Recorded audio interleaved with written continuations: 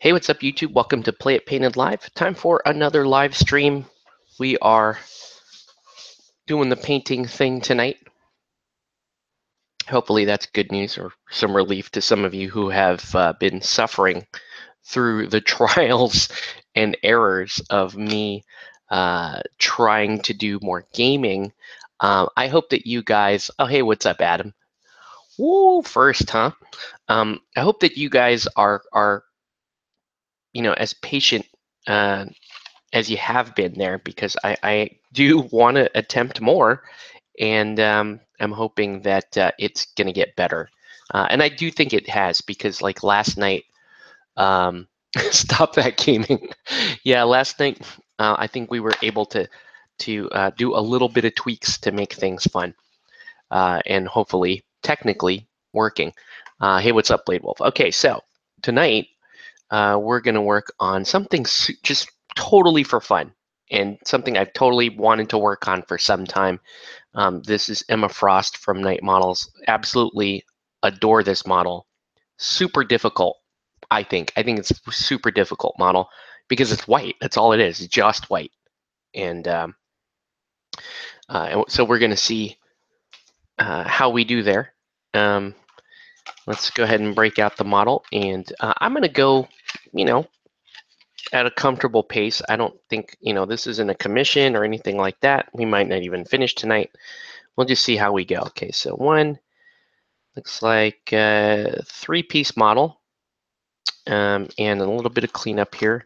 Comes with this disgusting base. I hate those things, so we're not gonna be using those. Hey, what's up, Russell Higgins? Welcome to the feed. Yeah, this one should be interesting. So I'm gonna need 1, 2, 3 pins for her. So let's go ahead and cut those first, because this is always the dangerous part. She needs longer legs.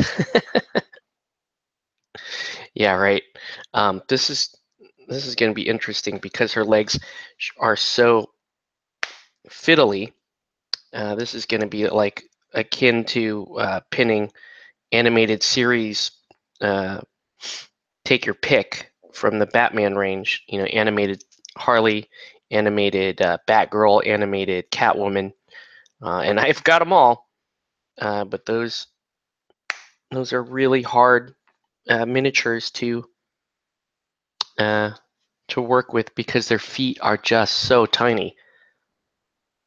I mean, the other thought was I was going to do Batmite tonight, and I need to do Batmite, but it just I don't know.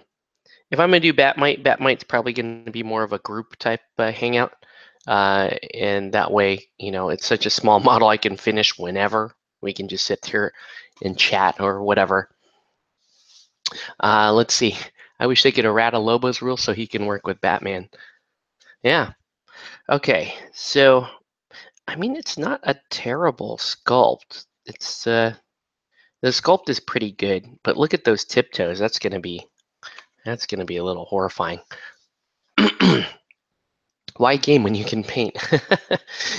For me, I like doing both. So, and if I do too much of one, then I need to start doing the other more. So this whole week though has been about gaming, and it's for a couple of reasons. One, I really do want to do more gaming on the channel, and two, I want to do more gaming. I mean, just in general.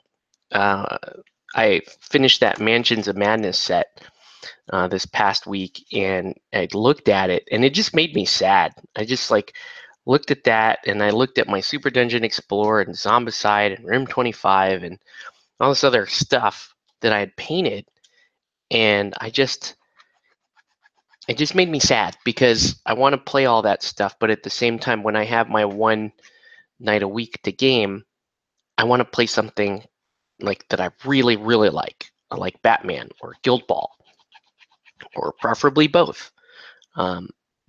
And that leaves those other games out there in the cold.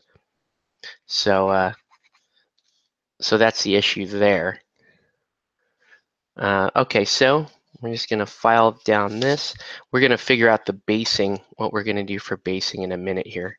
I don't know. I may just use a regular stamped base, or I could break out something a little bit more fancy.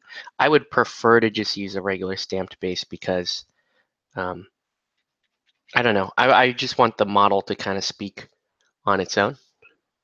Batman playing Guild Ball. That's right. I could do that. That would actually be kind of funny. Just put a Batman figure down and say, okay, that's my team.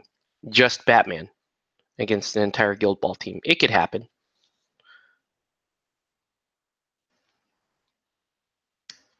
Okay. So really kind of fiddly arm here.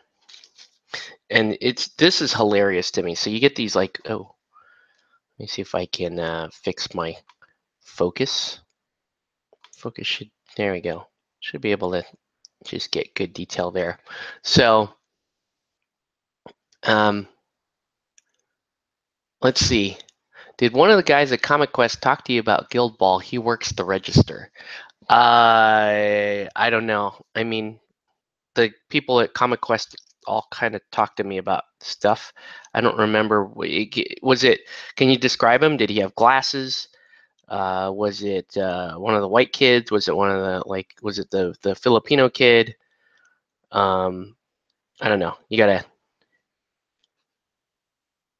I think when they're working, they all kind of work the register. So I don't really know. Um, I don't know that that's a descriptor so much. Her fiddly little hand. This is, I mean, even like the top of her thumb. That's pretty crazy that, that they sculpted this tiny little hand like that. Feel bad for saying this, but he's Asian. Why do you feel bad for saying this? That's so you're talking about Marcus. Oh, we got to get Marcus in the Guild Ball, dude. Marcus is awesome. Yeah, I'll talk to him about it whenever I see him. But at one point, like Marcus, Christian, a couple of the guys working there had asked me about Guild Ball, so I wasn't sure who you were referring to. Yeah, and then tomorrow there's going to be a big sale on Batman stuff at Comic Quest, so I'm going to do a little bit of shopping on behalf of Mark. So hopefully there's good stuff there that he wants. But we'll see. So let's just do a little cleanup here. Yeah, I think I'm going to use, as far as basing, I'm just going to use one of these cool stamped bases. Let's use one of them, like something like that. Should be cool. You're going to get in the car. You gotta wait till tomorrow, dude. And I guess there's going to be a free Harley comic, I guess, and then there's going to be some of the staff will be walking around in costume. That should be interesting. So we'll see how that goes there. Comic Quest is pretty cool at promoting certain stuff, and they're a cool shop. All right, so we got to do a little bit of dry fitting here to see how this goes. Sorry, I've got like, why is the camera pointing way up there? All right, so there's this peg here on the cloak that goes here. And it's not a terrible fit. I guess it kind of goes like that. It's not, no, it does not. It goes down, which means there's no reason for this right here. And this is weird too, just that weird just flash right there. What time is it? I think it opens at 11. I'm going to be there. I'm going to stop by there probably after 2. We have to interview a potential nanny for my kids at 2, and then after that, I'll stop by and get down there and check it out and see what I can buy when I get down there. All right, let's try this again. Yeah, that's not bad. Okay, and then let's try the arm. Okay, so file down the arm a little bit. Try to get there early because, oh, you have to go to the LA Fair. Oh, cool. Cool. Have fun at the fair. Okay. All right. So now let's break out the pinning gear. Where's my weapon of choice? This guy. So this is crazy, kind of pinning into a little, tiny little tiptoe like that. You kind of have to come in at an angle because you don't want to go through the top of the foot. Now, if you do go through the top of the foot, it's not the total end of the world. It's just annoying.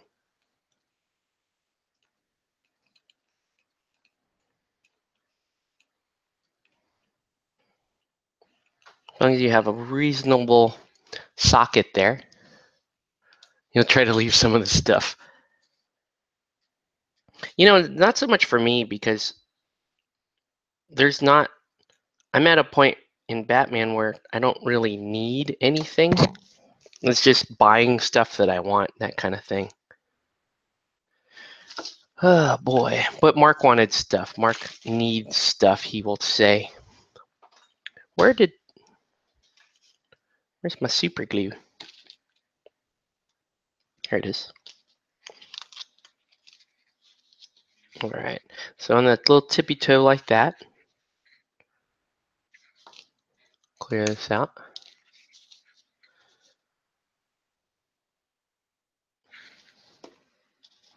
So I've been watching Dizzy Angel Demon on YouTube. She and I were the ones that played Mansions of Madness together the other night, which is really fun. And today she did like the craziest stream. It was like 8 hours long, like more. It was actually more than 8 hours long because I woke up to get I woke up for work about 5 a.m. And she was streaming. Drove to work. Had her on, checked in, kind of during various times of my work day. And I'm 7 hours into my work day. She's still painting. It was crazy, and I'm like, and I told her in the chat, like, she goes another 45 minutes, I'll be done with work. And she did actually. She logged off pretty much right as I was leaving work. And that was the most insane painting stream I think I'd ever seen. Um, I told her, like, you should think about doing Extra Life because that is a super long stream. She talked about, she was working on a Kingdom Death Halloween pinup, which was awesome. Really awesome fig. And she finished it, I think. I think she got to a point that she was satisfied with it.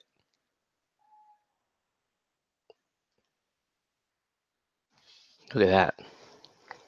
Teeny tiny little pins like that. But that was like the most,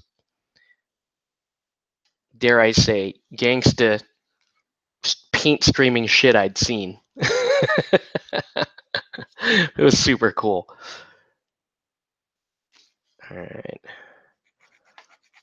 So I was inspired. I mean, I'd been streaming most of this week, as you guys know, but it'd been gaming. I hadn't painted anything this week, really. I haven't had commissions in, and just kind of, I was actually a little bit more focused on trying to get some gaming in.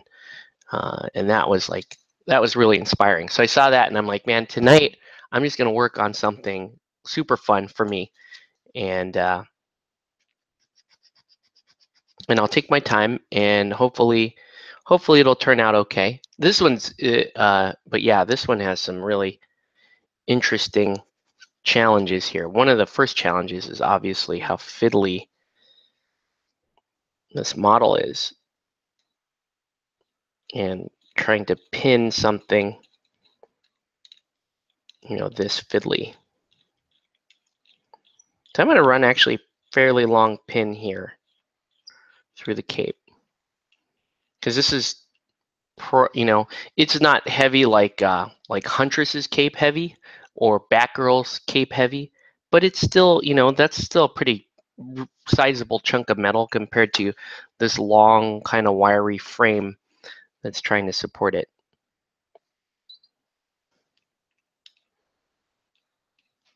But yeah, we'll see if she hops. She's like, I'll try to hop on. I'm like, dude, I think you will be asleep.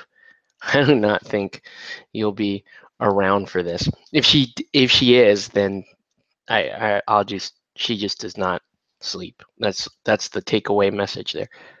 Ooh, yeah, that's pretty tiny. Actually, probably drilled a little too deep. For whatever reason, I thought I had a longer pin than I had, but that's okay. I can still use this one. Just means that I don't have to go terribly deep into the back here. And actually, it doesn't look like I can, because, ooh, yeah, I can't go all that deep here. Hey, there she is. Jeebus. Telling you. I just finished saying that was some seriously gangster shit that you just did. Like that crazy 8-hour marathon.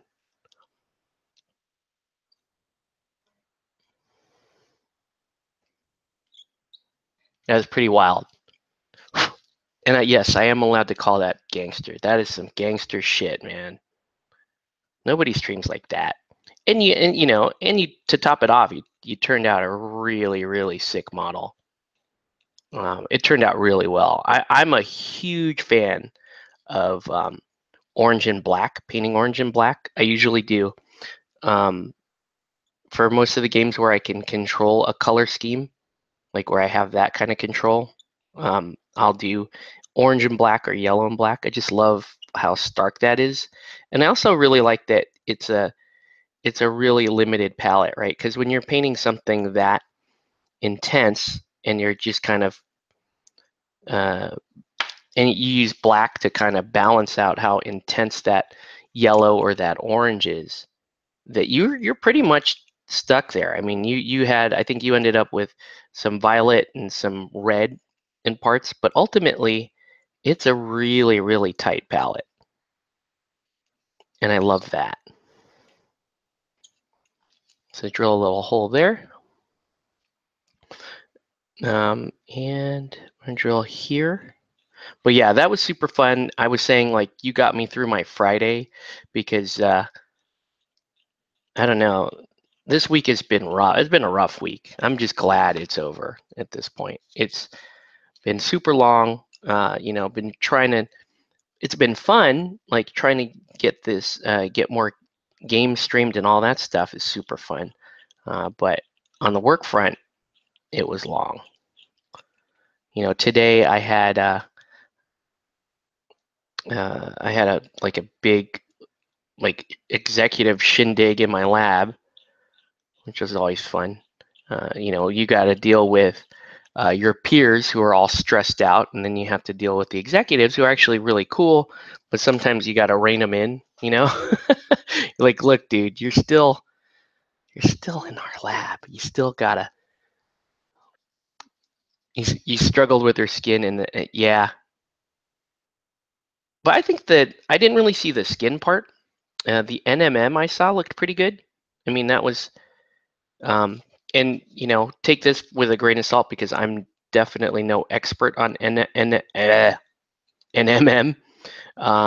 I do it a lot, but I do kind of a poor man's version of it, um, to get a reasonably cool lighting effect. And because I don't really like painting with metallics because they thrash my brushes, so I picked up NMM and taught myself that mainly so that I wouldn't be ruining my brushes with all the metallics and stuff. I hate those weeks that drag out. I'm glad I could help you through the final stretch. Yeah, man, that was some stuff. But it's over now. We're gonna try to enjoy the weekend, and we're gonna paint some Emma Frosts. like I said, I've been looking forward to doing this miniature. Most of the time, if you find Emma Frost, because this is a discontinued mini, if you find her on eBay, she's usually like anywhere from $35 to $50 for the mini. I got her, I think, in a trade actually on the Batman, one of the Batman trade groups on Facebook.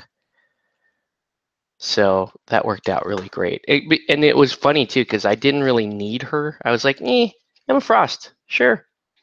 And I got some limited edition Batman cards. So I got Borge and I got Shadowstorm, which were limited run cards for Batman. So overall, it worked out pretty well. And let's see if I can do this without thrashing the mini. I feel like that should fit a little tighter. Yeah, I love M. Frost. One of my favorite, just aesthetically, and her whole character, the Hellfire Club. The whole history of this character is awesome. And it's a shame that the Marvel game is no longer licensed, no longer an active product with Knight. Because I was gonna go pretty big into Marvel. By far one of the hottest women in comics, for sure, man. Good old Emma Frost. And let's see if I can do. Okay, that looks like that's gonna fit just fine.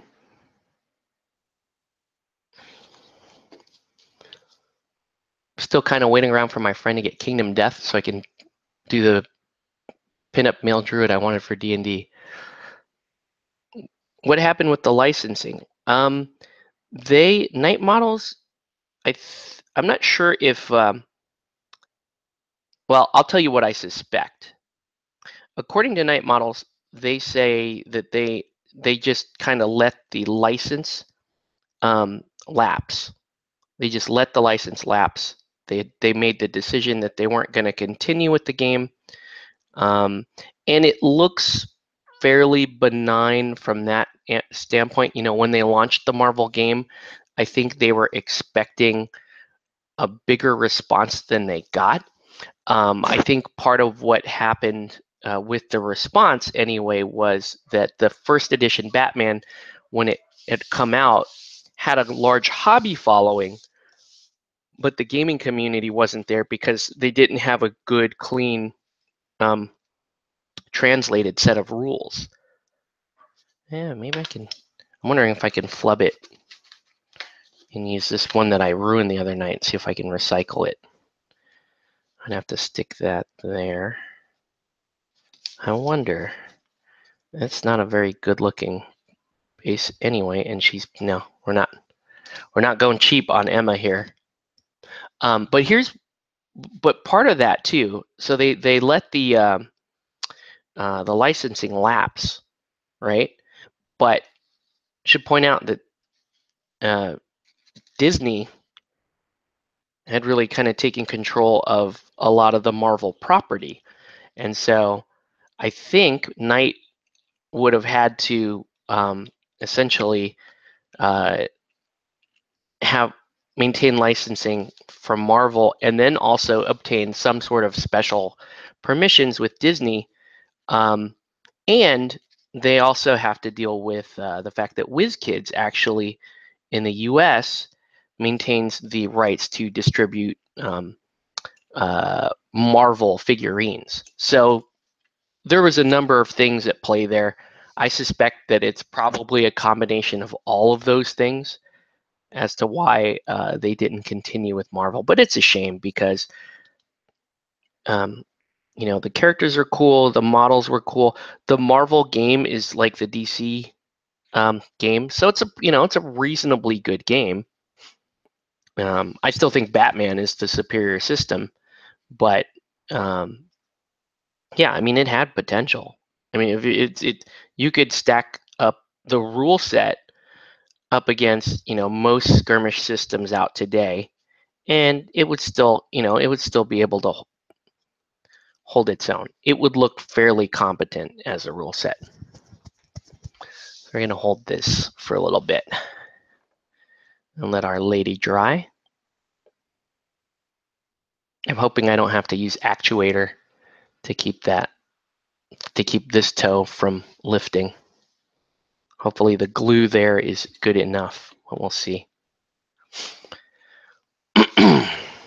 But yeah, I don't know. And also the part that really sucked for me is I wanted to play Spider-Man in the Batman game, because they had rules for Spider-Man, Punisher, and Daredevil in the Batman game, which made sense because the Batman game on the power level is around that level, with Batman, Spider-Man being the more on the top end of the scale, not like Green Lantern type stuff.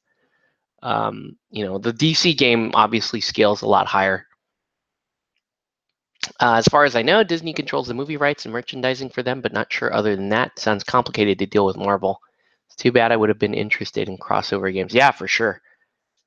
But this when they announced it, I was like, oh, I got to get myself an Emma Frost before they run out, and I got to get myself a Spider-Man. And I just didn't have the funds at the time. I was like, I had other things that I wanted to invest in at the time, so that did not work out. Okay, so I'll stick her on here.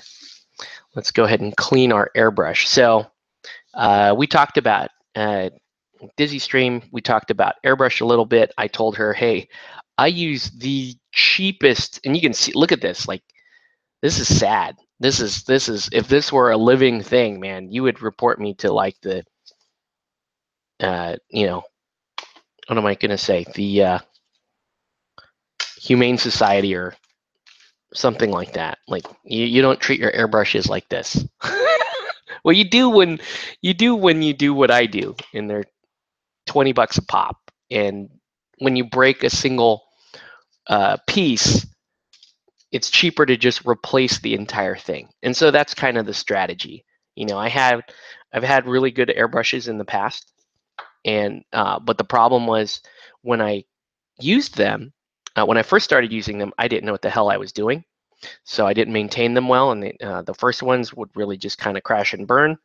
And then by the time I did know what I was doing, I had a Harder Steenbeck that I was using that was just so gorgeous, just absolutely loved it. But the problem there was that I was not able to maintain it with the volume of painting that I do.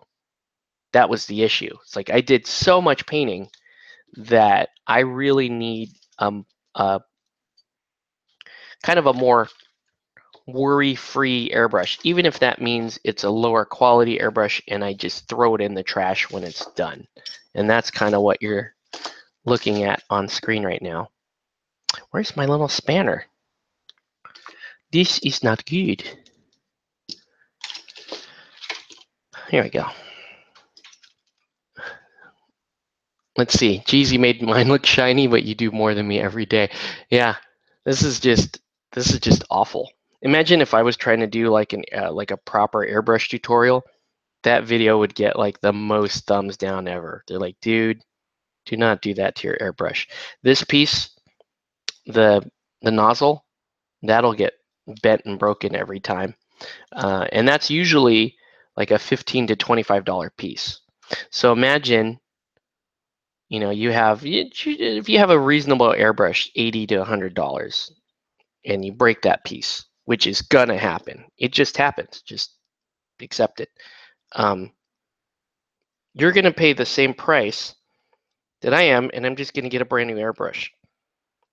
Like, I don't have to troubleshoot or anything anymore, and just bam, just go to Amazon and pick up a new airbrush and be done with it. And if I get the G233, I get 3 different needle sizes, which is awesome. So to clean that,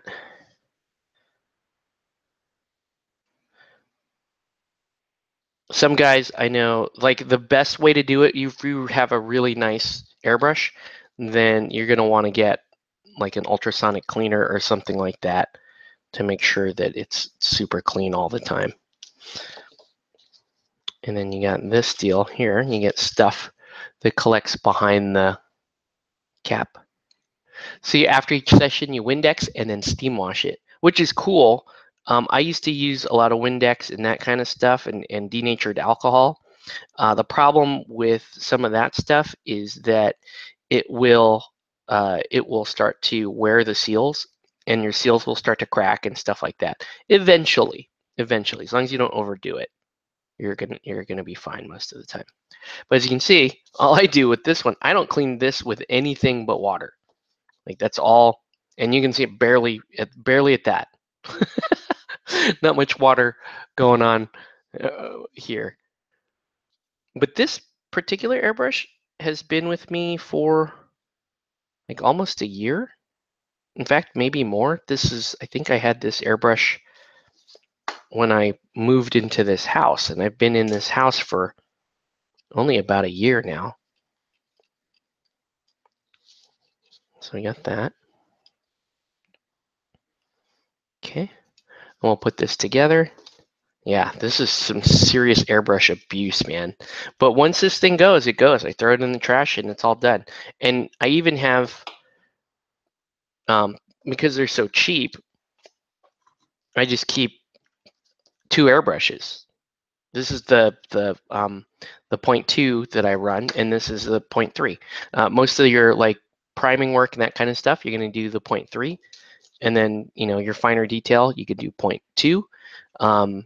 If you have a really nice airbrush, like I was saying, Harder Steenbeck, Sotar, you can be down in like the 0.15 needle size, and that's awesome.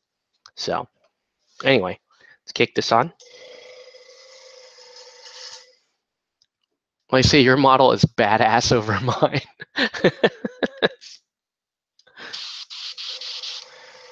Get that going.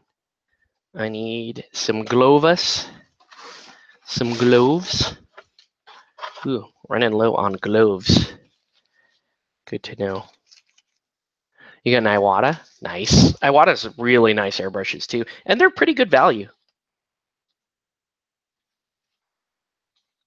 What do you have? You have a Iwata Neo, or those seem like pretty good airbrushes. But yeah, for me, when I do like, if and when I go and pop for a really nice airbrush for myself, it's gonna be an H&S. I just love them. I've used Badger before. Badger are pretty good.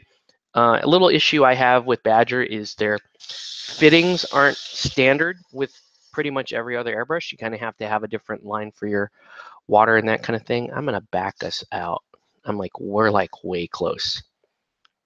We're like way close. When we go into the proper painting, I'll oh wow, this already is backed out. There we go. It's a little bit better. All right. So Neo. All right. So I'm wondering if I should do black first. I'll do it anyway because I'm just so used to doing black and then gray and then white. This is probably wrong, but I don't care.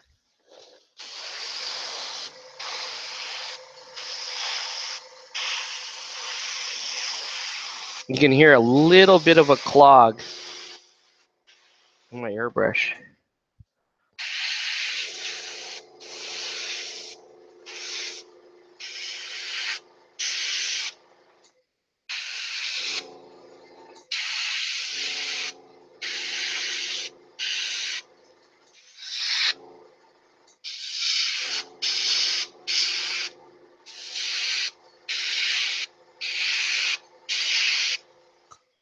Thinking of getting a tabletop air filter when I use my airbrush, hopefully prevent the fumes from getting into my laptop, cats, and lungs. Do you think that might work? Yes.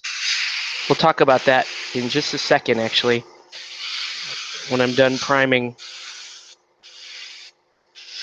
when I'm done with the airbrush stuff on her, we'll talk about that. Because I know, like, me and some of the other guys in your stream were talking about trying to help you out with something like that.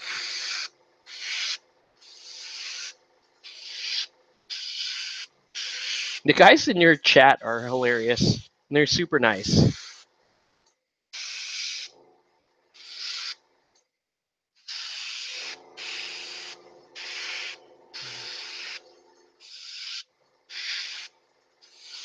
Okay. We'll just fill up a little more here. So black, obviously the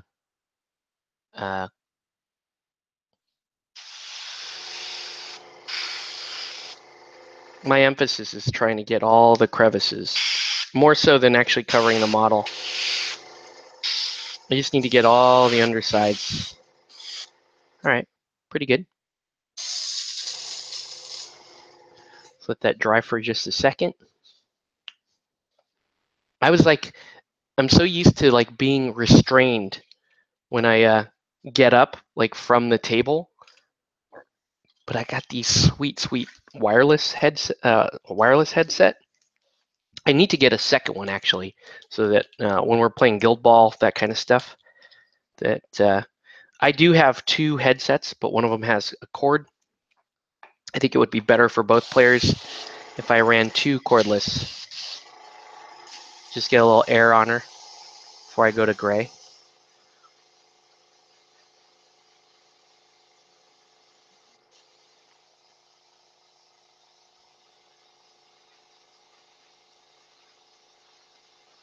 All right, hold on. Let's, in fact, let's just do this right now. So here's what I was thinking is, if you want to build a filter system, like a portable desktop one, you could do so on the cheap. Like, we could totally help you out with this. This is what I was thinking. Like, we could do one of these little USB fans, which are cool. Oh, this one's not charged. But you take a fan like this, and then you can literally just take a shoebox or something a little bit more permanent. Take a plastic tub and cut a hole out for this, and you point it so that the blow side is facing the outside.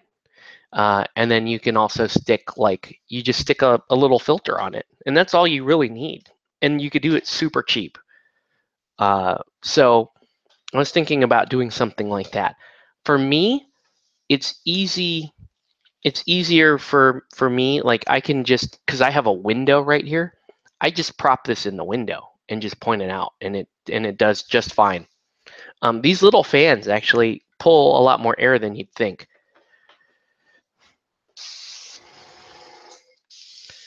You get a little more air. Speaking of which, a little more air on her. All right, and now let's get ready with the gray. But yeah, that's what I was thinking. It doesn't need to be very fancy, or in fact, it's probably better because it's you can control the size by picking whatever tub or box or whatever you want to use. Where's my gray primer? It's my white primer. Where is the gray primer? I don't know why I become German when I'm. Where is the gray primer? Here we go.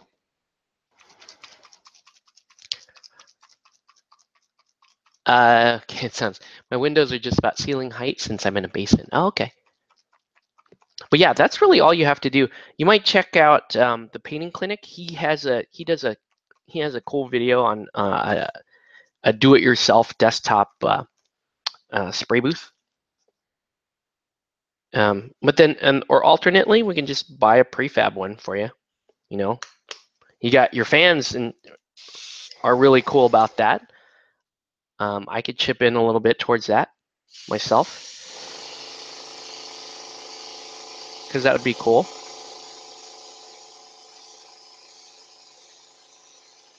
So we're just gonna do our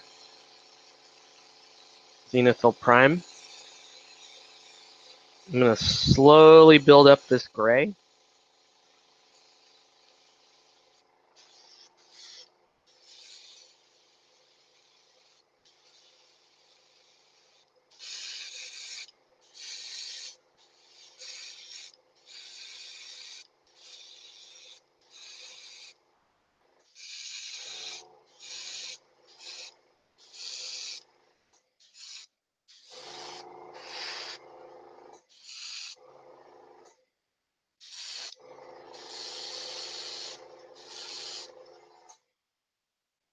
Prefab seems pricey for what it is.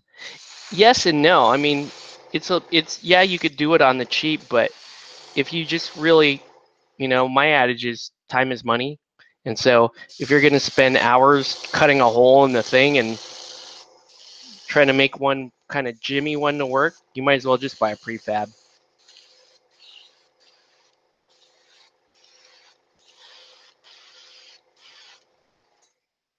Look at that, she's done. Okay, let's end the video. We're done here. I mean, it doesn't, yeah, bad joke, I know. But yeah, that is all, this is literally her outfit. It's just not, there's not much to it, and that's the problem. It's, you try to do too much and it just doesn't pay off. So what am I going to do? I'm going to do way too much. That's the plan. You had me there for a sec. How to paint Emma Frost. 25 minutes of me bullshitting, 4 minutes of airbrushing.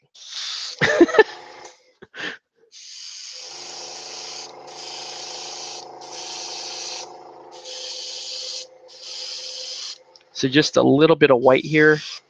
Concentrate it really on the face and then the top.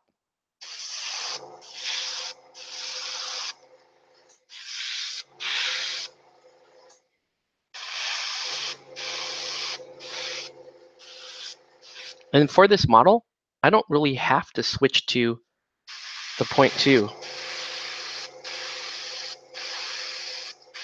I'm good. I can stay with the 0.3 and get it done, because we're gonna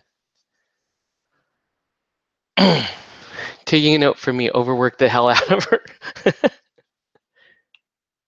Well, yeah, it's just with white, you overthink it. You overthink white. I always overthink white, but I love it. Like I love overthinking white for some reason. It's just so damn cool.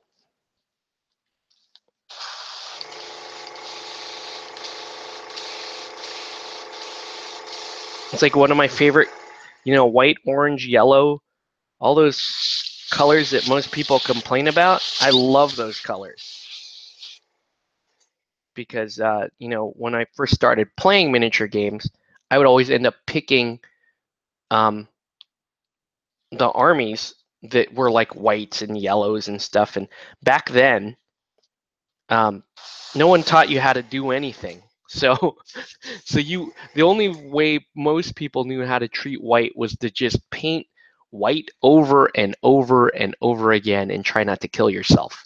But, luckily, you don't have to do that anymore. Okay, so here we go with the overthink. All right, I'm going to start with kind of an undercoat of azure, and it's going to be super, super thinned with airbrush thinner. And we're going to we're going to treat this also like a zenithal prime. So I'm going to start on the bottom, similar to what I do with the black primer.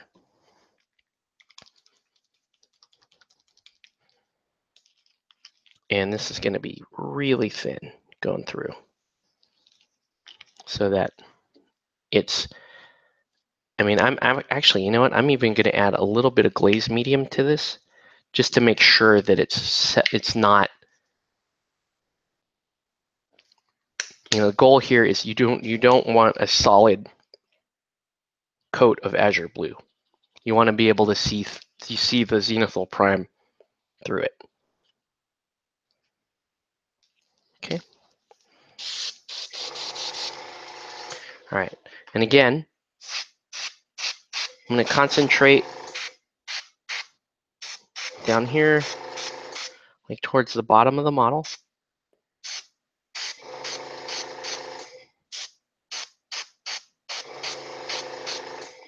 And just kind of build up the color slowly. Make sure I'm in the crevices, the cloak.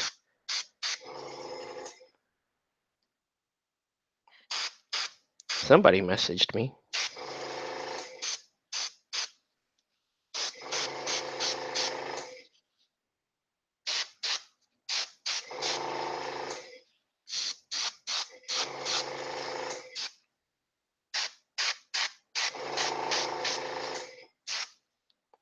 Okay, see? Oh, hey, what's up, Darth Torlin? What's up, man? Getting some Emma Frost done. Okay, see, and that's it for the Azure.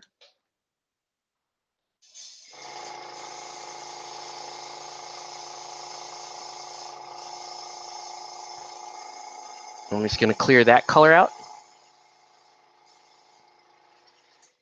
And then I'm gonna airbrush one more color. And I'll decide based on how that airbrush goes if I want to go all the way up to white. The answer is probably going to be no. Well, let's see. So I am looking for, I can do that color or this color. And this is kind of a cool thing with white. So Azure as kind of the undercoat, and then there's these two colors that are absolutely awesome for white. Wolf Gray, which is kind of a little more of a dull like gray color, and then Glacier Blue, which is really high chroma. So well, no, chroma is the wrong word. It's just a bright gray, and a lot of times you can't tell the difference between this and actual white. So this is kind of my go-to. I love using this color, so I will use that color. And again, we're going to spray the model towards the top this time. Try to get the raised areas of the model.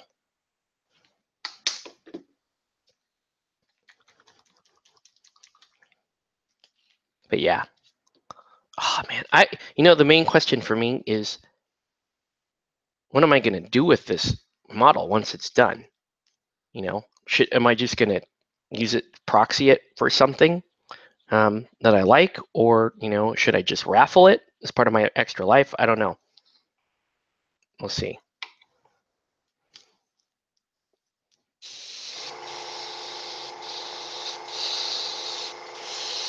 All right, so now this will be sprayed. So actually my airbrush is over on this side, in case you were wondering. And we're spraying down on the model. And we're trying to get the top bits of the cloak without getting too much in the shadow there, because I want the Azure to stay in the shadow.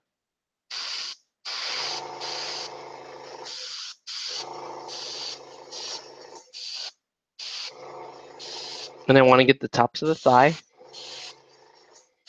on the pants, tops of basically the top of the corset there.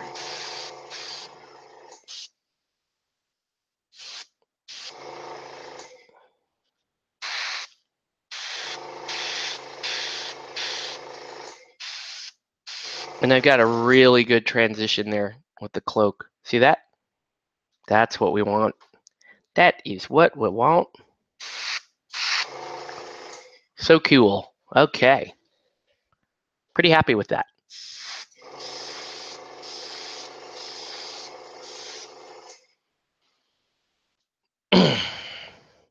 Displayer somewhere. Yeah, that's the issue. I don't I don't have anything to display. Like, I don't have a display area. And mostly because two main reasons.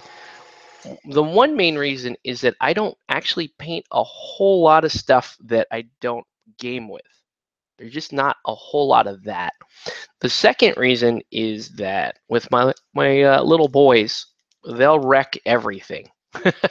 So if I got like a glass case or something down here in the game room, it's probably going to be bad.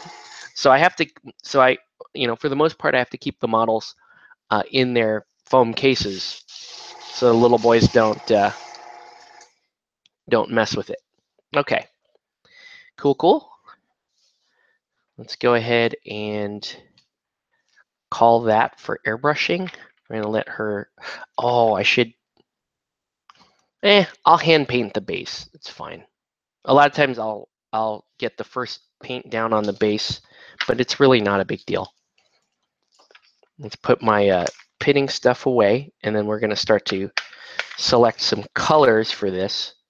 It's really weird for me to just work on one model at a time. It's been it's been a while, but it's fun. Working on one model at a time is super fun. You have all this time to like plan and figure shit out, and you don't have to go super far with the you're not like painting the same the other 8 models as part of the set or whatever. This little crust here on the cape, I tried to file that down. It didn't turn out so well, but it's annoying. But otherwise the cloak does. I am pretty happy with the cloak. It's got what we want from that white theme. All right. So we're going to keep those colors handy. Let's get rid of a bunch of stuff that we don't need. And yeah. And let's break out the wet palette.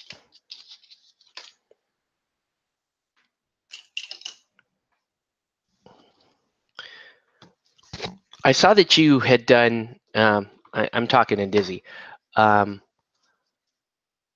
I'm going to take part in Orktober. That's a tricky one for me because I have no orc models. I used to have a huge orc army in 40K, but I'm kind of over that whole, Games Workshop Tolkien-esque type stuff. So I almost paint no orcs unless I've got like a D&D commission or something like that. I'll paint something, like I'll participate somehow, but it may not be like your standard orc. We'll have to figure it out. There's also, oh cool, make a contest out of it. Yeah, that would be cool. Okie doke. What do I need? Oh, I am gonna need that. So what I was saying was, I saw that you had done kind of a rosy tone on your skin, and that you weren't entirely happy with that. So I don't know what I'll end up doing here. Did they do blue eyes on this model? I wonder. Let's consult the studio art. Did they do blue eyes or did they? Yeah, they did. Wow. Okay. Well, I'm gonna paint some from the Dracaris game. That's cool. So I'm gonna need some blue for the eyes. I'm gonna need my skin tones mostly. Gonna need some white. This is probably a good blue to use for the eyes. Woo. And I'm gonna need some yellows for the blonde hair. That's a pretty cool yellow. Let's use that. And I'm gonna need one more super, super bright yellow. That's an okay one. Yeah, let's use it. Yeah, okay. Yeah, there's Spookytoberfest, which I'm pretty sure I know what model I'm gonna paint for that. So here's my question to you, Diz. I am terrible at keeping the model in frame. My viewers will tell you that. I regularly do this shit. One of the things I've been trying to do is, so I have this clip, the bottom of the clip here for the camera mount, is I try to keep the the bottle here touching that. So I know if it's touching that, and I've framed my camera correctly, that I'm in frame. The issue though is like when I do this and I have to paint on, then I'm like up here, down here. That's it's more of an issue when I'm painting multiple models because I've got multiple size stands. The models themselves are different heights and that kind of stuff. But anyways, let's get in. Let's go in a little bit closer. Come closer. Come closer. All right. And that's pretty good. That's pretty good. And work on the face that way. Right? Do I need to come closer? Come closer. Wow. I'm going to have a problem keeping her in frame if I come that close. You know what, though? Worth it. Okay, so if I'm out there, I'm actually in frame. Cool. And let's try to focus that bad boy.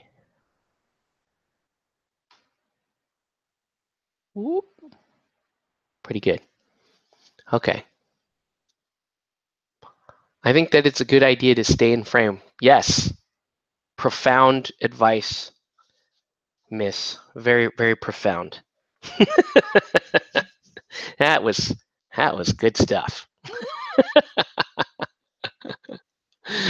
I try to check my laptop often to see if I'm in frame. Oh, gotcha. Yeah, that actually is good advice. I probably need to be checking more when I do that. All right. Let's get the lady going here. The lady. All right, so paint the outside of the eyes black. Whoa.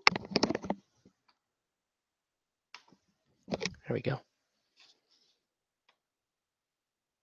So this is going to be like a case in point right here.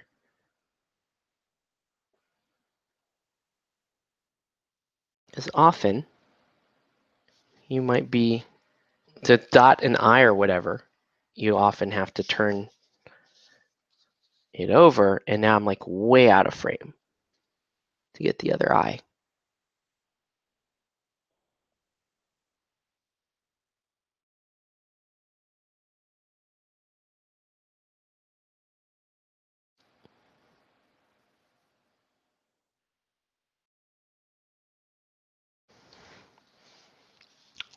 Okay. First, I had a turning mark on my table to know where to position myself. Well, not myself, but the mini.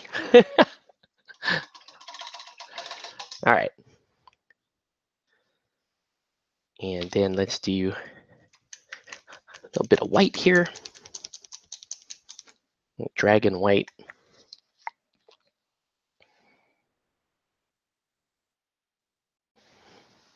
I wonder what's whiter, dragon white or Vallejo model color white? I wonder. I wonder where my Vallejo model color white is to do this comparison. Foundation white. This is just the actual. Where is regular ass white?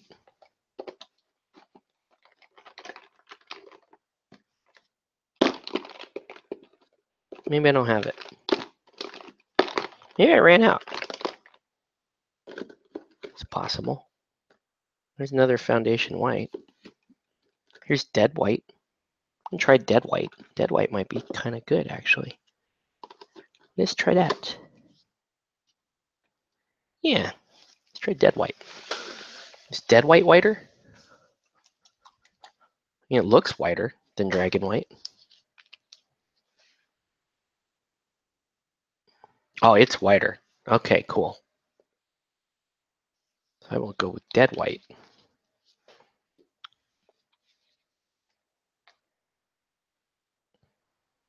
Good to know.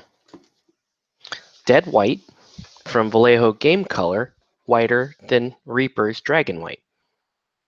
Welcome back. So just like the sheen question earlier you had on black, I just found out that dead white from Vallejo Game Color is whiter than Reaper Dragon White.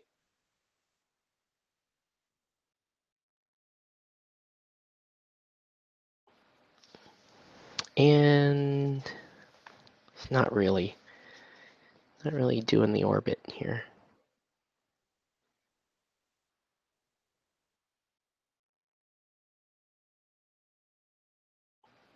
Oh, messed that up a little bit.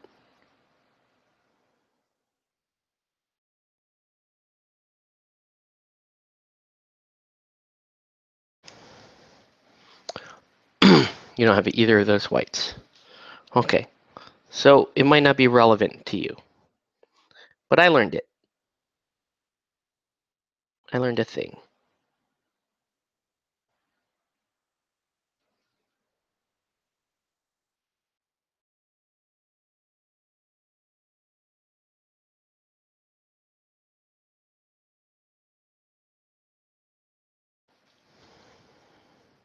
You better be careful when you're doing stuff like this that you don't pass out. People hold their breath when you're doing this kind of work.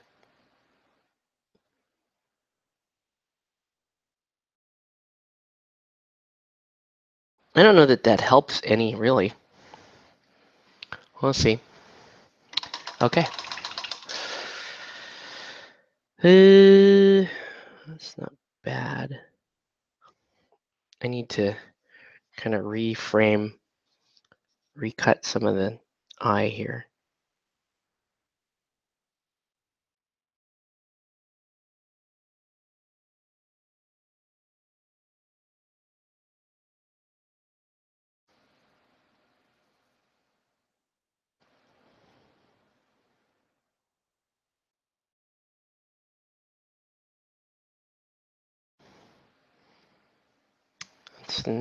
That's okay. Looks like I just didn't do a good job dotting the other eye. You hold my breath and sometimes bite your lip. Ancient Canadian technique. From the exotic lands of Canada. Sometimes I like to say Canada.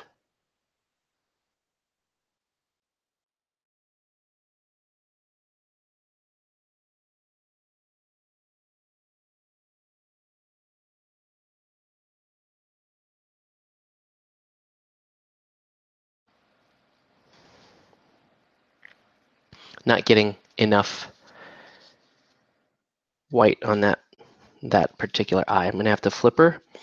You guys will not be able to see this, so I apologize.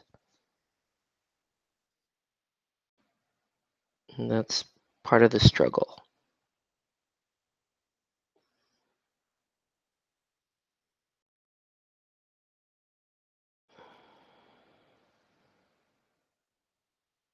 Okay. That's what we wanted. So now you can make out two eyeballs there.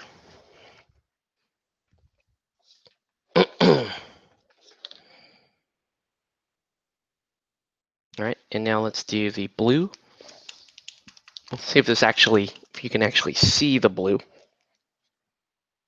This will be a little bit of a challenge.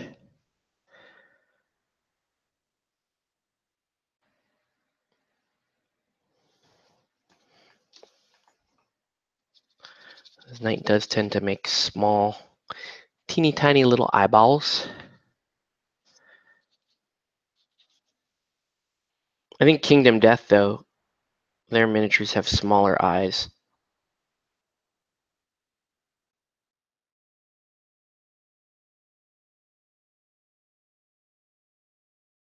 I can't even see what I'm doing right now.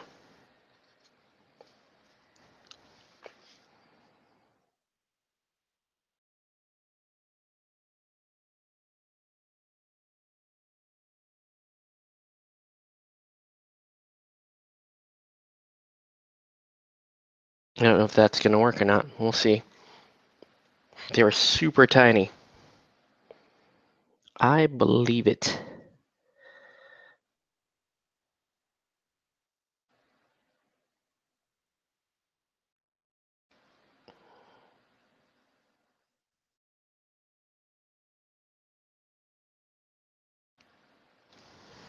Okay. I don't know that that worked at all. Hold on.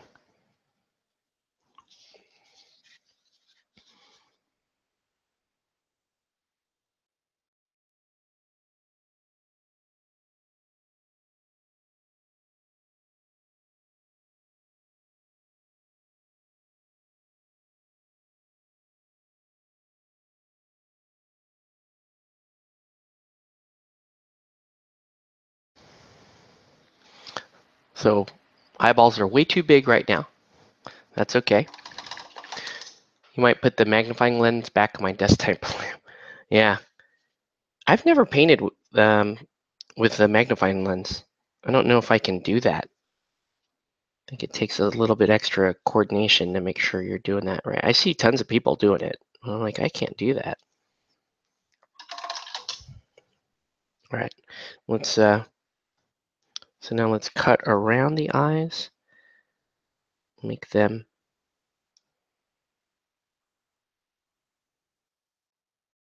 nice and distinct before we cut around them with the skin.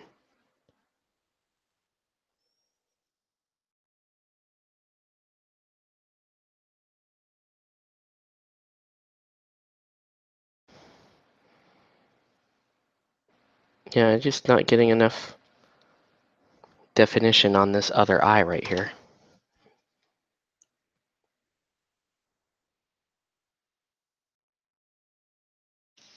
Let's try putting that white back down. Never tried it either. Oh, it's in a drawer. Okay.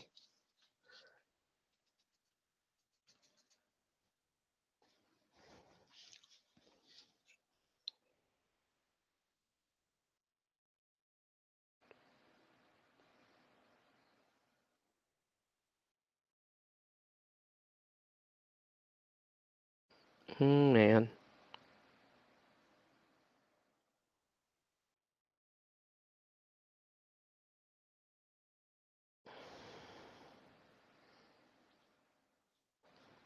Yeah, I think the issue is, well, actually, the eyeball's in there. I think we're good to go.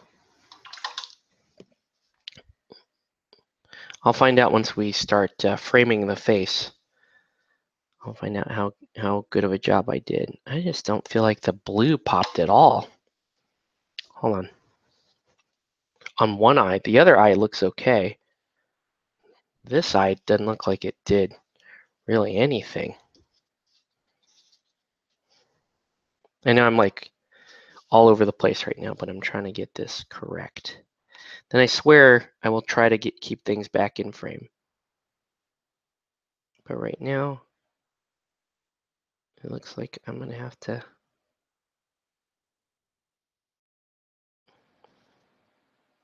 It's not bad. That is not bad. All right. What everyone else up to in here? Yeah, what are you guys painting? Or are you just chilling? I know you were wavering for rosy skin. I'm not going to do rosy skin. I'm going to do a little more safer. And we'll see if I don't like it, I can always redo the skin.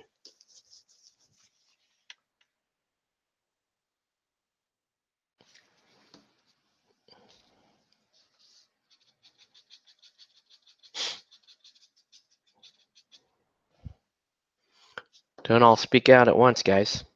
It's fine.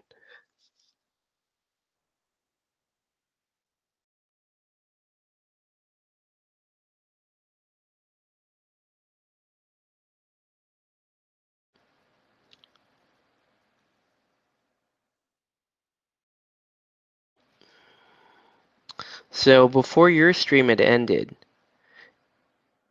you had made mention of, you asked if we followed comic books at all. And I think I replied, well, no, not really. I mean, I don't read comic books anymore, but I do kind of follow developments in comic books because it's almost like checking in on what's going on in a fandom that you were once part of, but these days not so much. And so I watch some commentary on comic books on YouTube. Uh, I watch some of the skeptical comics channels, and then I also watch things like Comics Explained. I watch Comic Book Girl 19, but then I'll also, like, on the other side of it, I'll watch like Diversity in Comics, and I'll watch I forget the name of the other one that I watch. So I watch kind of the more mainstream coverage of comics, and then I also will watch some of the more, I guess, controversial um, channels that discuss comic books and comic book developments. Um, and yeah, I just find it interesting. I mean, I find it interesting from the standpoint of what's happening to fandoms in general, and the comic book industry kind of also, for lack of a better term, being affected by the times, being affected by the times that we're in. And Captain Cummins. Yeah, I've watched some Captain Cummins videos, and they're always really interesting. Um, so yeah, so you kind of you get some, I guess, not as positive commentary on what's going on.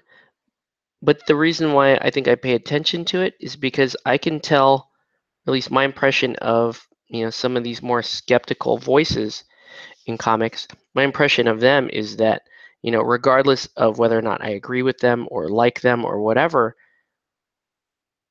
that they speak with a lot of passion, and they speak with a lot of conviction and dedication. You can tell that they really, at least at one point, they really were fans of the, Marvel Comics and the comic book world. And from their perspective,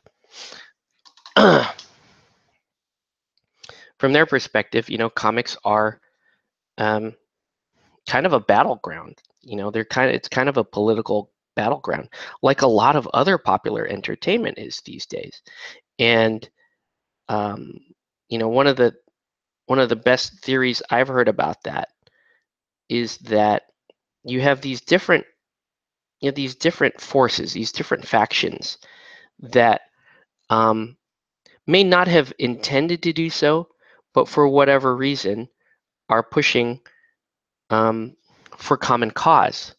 Uh, for example, some of the companies on the internet, some of the companies are that really want to use the media power of things like YouTube and Twitter and Facebook, Instagram, that they're actually, in a sense, trying to scrub the internet and trying to sanitize the internet so that they can put up their ads, so that families and as many people as possible will go and watch whatever it is that they're promoting. So, like, they want on YouTube specifically, it's going to be kid videos for young kids, and um, I don't know, cat videos and that kind of stuff, or basic vlogs, some of the video game stuff as well, that has the lion's share of the views. And so these advertisers know that, and um, they're trying to keep those things sanitized because they want to be able to advertise there, and they don't want to have to deal with controversy or they don't want to have to deal with any sort of problematic speech or behavior or that kind of thing, right? And regardless of how you feel about that, um, you know, okay, you can kind of understand that from a large corporation. Like large corporations, like, well, the ads that I pay to put on primetime TV, we know that fewer and fewer people are watching that kind of stuff. More people are watching alternative media. More people are watching things like YouTube, and they're paying attention to their social media feeds. And so if I can advertise there, I can get at more people. But the problem with advertising there is that this is sort of at least in the eyes of a corporate body, this is sort of a, a wild, untamed frontier. I want PewDiePie or whatever I want to be able to put my ads on a PewDiePie video because he's got 57 million subscribers. But I don't have any control of PewDiePie. PewDiePie isn't an actor on my payroll. He makes money off of the ads that I place on his videos, but he doesn't report to me. And so I don't. It's not the same thing as having a stable of actors or having a private studio. And so that worries me. And I don't want him to say certain things, and I don't want him to do certain things. Yeah, exactly. We can understand their stance, but we don't have to agree with it. So there's that faction, right? That's really that wants to do that. And then there's the other faction that, whatever their true motivations are, and we can speculate on those, as as long as the day is, that want to control moral messaging with the internet and with fandom and that kind of stuff. That's where it gets interesting, because you have those groups, and for lack of a better term, we can call them the social justice warriors, or we can call them whatever you want. But this is another group of that wants to be able to protect the internet from things that they consider to be unsafe speech, thought, action, and they'll define it in political terms and kind of use almost like a moral grandstanding to say, okay, I know what's best for you and your kids. You don't get to listen to this or say this or watch this because I want the internet. And the logic is I want the internet to be safe for all people, right? So you have this kind of commonality, this common cause amongst corporate actors and also kind of social and moral crusaders, and you see it kind of you see it entrenching itself and embroiling itself in popular fandoms, and using the larger platforms of popular fandom to get their messaging across. And they can work in kind of almost like cooperation with the corporate bodies, who again, they want this stuff to be a cleaner format, so that they can advertise on it, and they can have their own messaging around it. And that's kind of what they want too. So that's that's kind of what we're dealing with on most major fandoms today. Anything that is a blip on the radar gets subject to this type of thing, and it's often fought hand in hand by people who want to control moral messaging, and other people who want to be able to capitalize off of a more sanitized internet and around we'll just say a population of people, of consumers that need, LCD, lowest common denominator type material. So when I watch, stuff like, I pay attention to what's going on in the video game world, even though it's been a long time since I've ever, since I've really done any sort of serious video gaming or considered myself a video gamer. I still watch, what happened there. And I watch what happens in other things like comic books, movies, popular TV shows. I watch these controversies that arise from this, whatever this is, whatever this modern age movement is. And I'm sitting back here in the miniature gaming side of things, kind of wondering when does the shoe drop for us, right?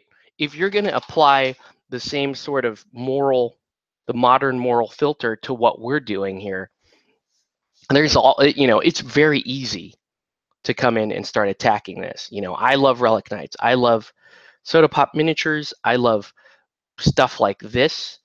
And, the moral busybodies of our time can come in and go, well, that's exploitive to women, and that's bad for sensitive viewers and minds, and you shouldn't be doing that, and you shouldn't be allowed to own or paint this type of model. How dare you? How misogynist of you, or in some cases, how racist of you, how whatever phobic of you, to do this, because I find it offensive. I find it offensive that you're doing this, and so I'm gonna try to come in and deplatform you. Or if you're making money off this, which is probably the main point, if you're making money off this, then I'm really gonna come at you, because you should not be profiteering from the exploitation of whatever by whoever. But here's the thing, I just said, okay, they may come in here, and you're saying, okay, I'm worried about them coming in and kind of doing the same thing, kind of trying to sanitize the fandom, trying to maybe rewrite, what it is we have here, trying to disrupt our communities, and that kind of thing. I think we're too small. I think we're too small of a target. I think there may be some folks that come after us, and there have been some, but that goes largely unnoticed, because you may have the moral crusaders coming in to do that, but then what you don't have is, you don't have the corporate actors. So you need, in order to really have, it's taking me forever to do this eyeball, but in order to really have the kind of controversy type stuff, the controversial type stuff, you need to have both of those groups acting in tandem, right? PewDiePie was attacked by the Wall Street Journal and the video game blogosphere, right? So you had both. You had a corporate entity acting, and you had, the whatever, social justice warrior, modern day moral activist. And you had it because you had the corporate actor, because you had a significant amount of business and attention and press to be had there, right? This was a lot more. This was more than just trying to nail a popular YouTuber. This was, if you look at the kind of media reach that PewDiePie has, it's bigger than the Wall Street Journals. So they can look at that and go, well, we have a readership of, and I'm just making up these numbers, we have a readership of, we'll say 1.5 million on our publications, whereas PewDiePie has a reach of something like a good 17, 18 million. 57 million subscribers, but his realistic reach is about somewhere between 3 and 10 times what the Wall Street Journal has. So it makes sense for them to try to come after him. It makes sense because even if his fans stick by him, even if the internet is outraged by it, we're still giving him clicks. We're still giving attention to the Wall Street Journal. And it's a bad long-term strategy because it's like brand damage, right? They're ruining their own integrity. But are they? My question is, are they really? Because the attention they got was from people that aren't subscribers, people that don't normally read or pay attention to the Wall Street Journal. Well, they all came over to the Wall Street Journal when this whole thing happened just to shit on them. And the Wall Street Journal was like, yeah, whatever. We'll take your views. We'll take your clicks. That was good exposure for us. And the moral busybodies get to win too, because it's like, well, that just proved all of this outrage just proved how hateful everybody else is. And I'm still right. You know what I mean? So let's see. I'm missing a lot of chat here. I certainly don't agree with SJW tactics. They preach bigotry, violence, and hate in the name of justice. Absolutely. I totally agree with that.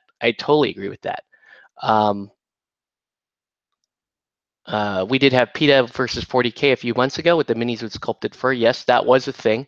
Look at Canvas, just scratching his chin. Canvas has no idea what we're talking about.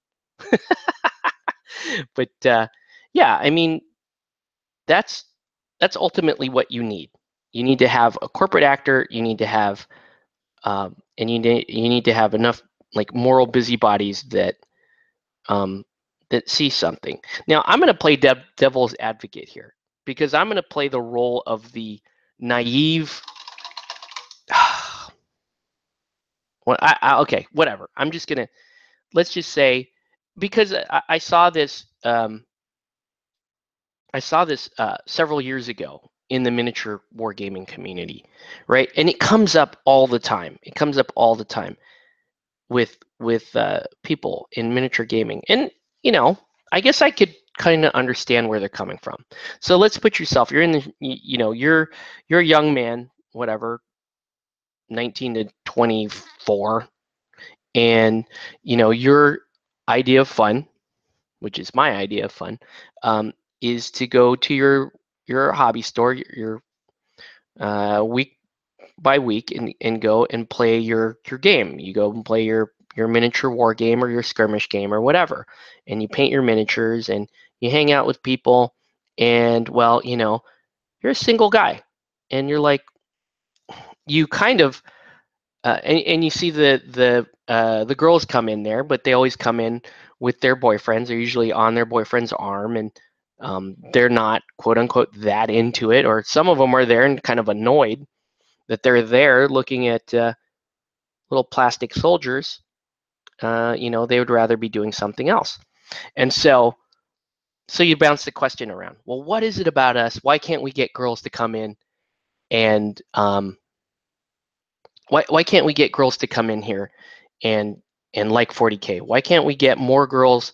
And it's really ultimately at its heart, it's kind of a stupid thing to want. And I'll explain that in a minute. Why can't we get those girls in here? I expect to see pretty girls in my hobby store, single, that just can't wait to meet me, right? They just can't wait to come up to me and say, wow, when you rolled them 3 6s in a row, that was a real turn on. We need to get together. But I know dude, I'm just laying it on thick. But you get my point. It's based in that, right? So it starts there. So why can't we? What's going on? Why don't we have the girls involved? I want to see more girls doing this stuff. It's not wrong to want that. It's not wrong to want to see, if you're in a community that you enjoy a lot of things. It's a lot of like pasty white dudes play. You're gonna want to see some stuff like that, right? You're gonna want to see some. You just want to be social to some degree, but not to any real degree. Let's just be real here. You want to be social to a degree. You're saying you want this stuff to come to you, and you think that if you play by a certain set of rules, And if you were to sanitize the area, right? Because you're looking around and you're starting to judge your fellow gamers. And I do this shit all the time, not for the same reason, but I do it because I'm not a nice person. Um, but but you look around and go, man, some of these dudes in here could really stand for a shower. Some of these dudes in here get giggly and goofy and whatever when we start talking about girls and let's say I go in there and I break out this model and look, she's half naked, I'm a fraud, and you get embarrassed by that and you're like, man, I'm a more, and you fancy yourself as a more normal guy and you're like, man, I don't do that. If there were fewer of these guys in here and more guys like me in here, then maybe we'd get some girls in here, right? If there were fewer guys that like that guy, then maybe we'd get some decent people in here. Okay? And let's say you feel that way, and then you got some other guy that writes for, I don't know, Polygon, Kotaku, you name whatever you want, right? Any sort of geek mag, geek blog, and they come in and they also consider themselves more filthy normie, right? I love that term. I love that term, filthy normie. Um, and they go in and they kind of see the same thing because they kind of want the same thing. And then they start to attack it too. And then it becomes, oh, why the miniature wargaming community is a toxic male society with horrible toxic masculinity. And, and they get into this and it becomes they don't give a shit. They're gonna throw your average gamer guy out of the store. They can't wait to. They can't wait to. They don't care what it actually does to the fandom. They don't care what it does to the micro community. But they don't want that guy there. They're embarrassed by that guy, and um they want the pretty girl there. They want to be able to say this to kids uh, and they want it more palatable to everybody. And they don't care who they have to crush to make it that way because ultimately they want their vision of what these hobbies and these communities are. But at their heart, these hobbies and these communities will never be those things. And the only way to make them those things is to turn them into the things that the regular mainstream crowds are already doing and seeing and enjoying. So it doesn't make much sense. So when they go in and they try to sanitize um, comic books, for example, you have all of these you have these writers, these kids that get out of school and they have a creative writing degree or whatever, and they thought they were going to write the next great American novel. They thought they were going to be, or that they were going to be the type of journalist that cracks the crazy story and makes six figures right out of school. And instead, they landed a job at Kotaku, or they landed a job at Polygon, or something like that. And to us, that'd be like, oh man, that's kind of dope. You get to just write about, video games and all this kind of stuff. I play video games 80 hours a week. Well, I don't, but you know what I'm saying? Like your average fan is like, that's kind of dope, man. You get to do that. But these guys don't like that. They don't that's not their world. They don't like it. They want to, they want to tackle moral issues. They want to have a meaningful contribution, what they consider to be a purpose in what they do. And to stick them in dork entertainment, trying to pander to a bunch of pasty white dudes when they consider themselves ultimately better than the fans that they're writing to. It's no wonder that you see the kind of shit that they regularly go after their own communities and just say, well, toxic environment and you guys are bad. This is terrible. We hate you. Um, it's no wonder.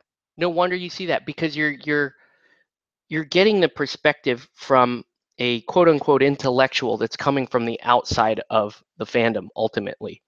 You're getting, when you're talking about the comic book industry, you're getting You're getting editors and copy editors, assistant editors that frankly would rather be working at a quote unquote real publication. It might be cool to say you're working for Marvel. It might be cool to say that that's what you do, but ultimately, like, you don't give a shit what happens to Silver Surfer. You don't care what, Tony Stark is doing or anything like that. Peter Parker should have died a long time ago. You don't care about that kind of stuff. You care about, like, trying to do something meaningful.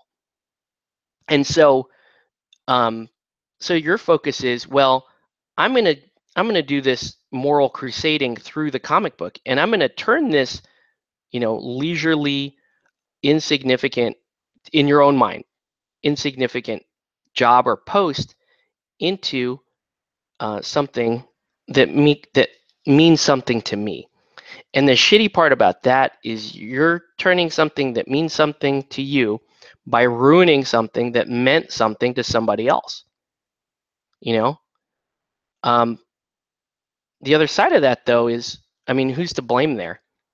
Yes, they're to blame for stuff like that, but if we want to have, I'm going to say we, the collective we, if we want to have good commentary in comics, if we want to have, control by the fandom, by the actual community, we need to we need to figure out how to deploy people there.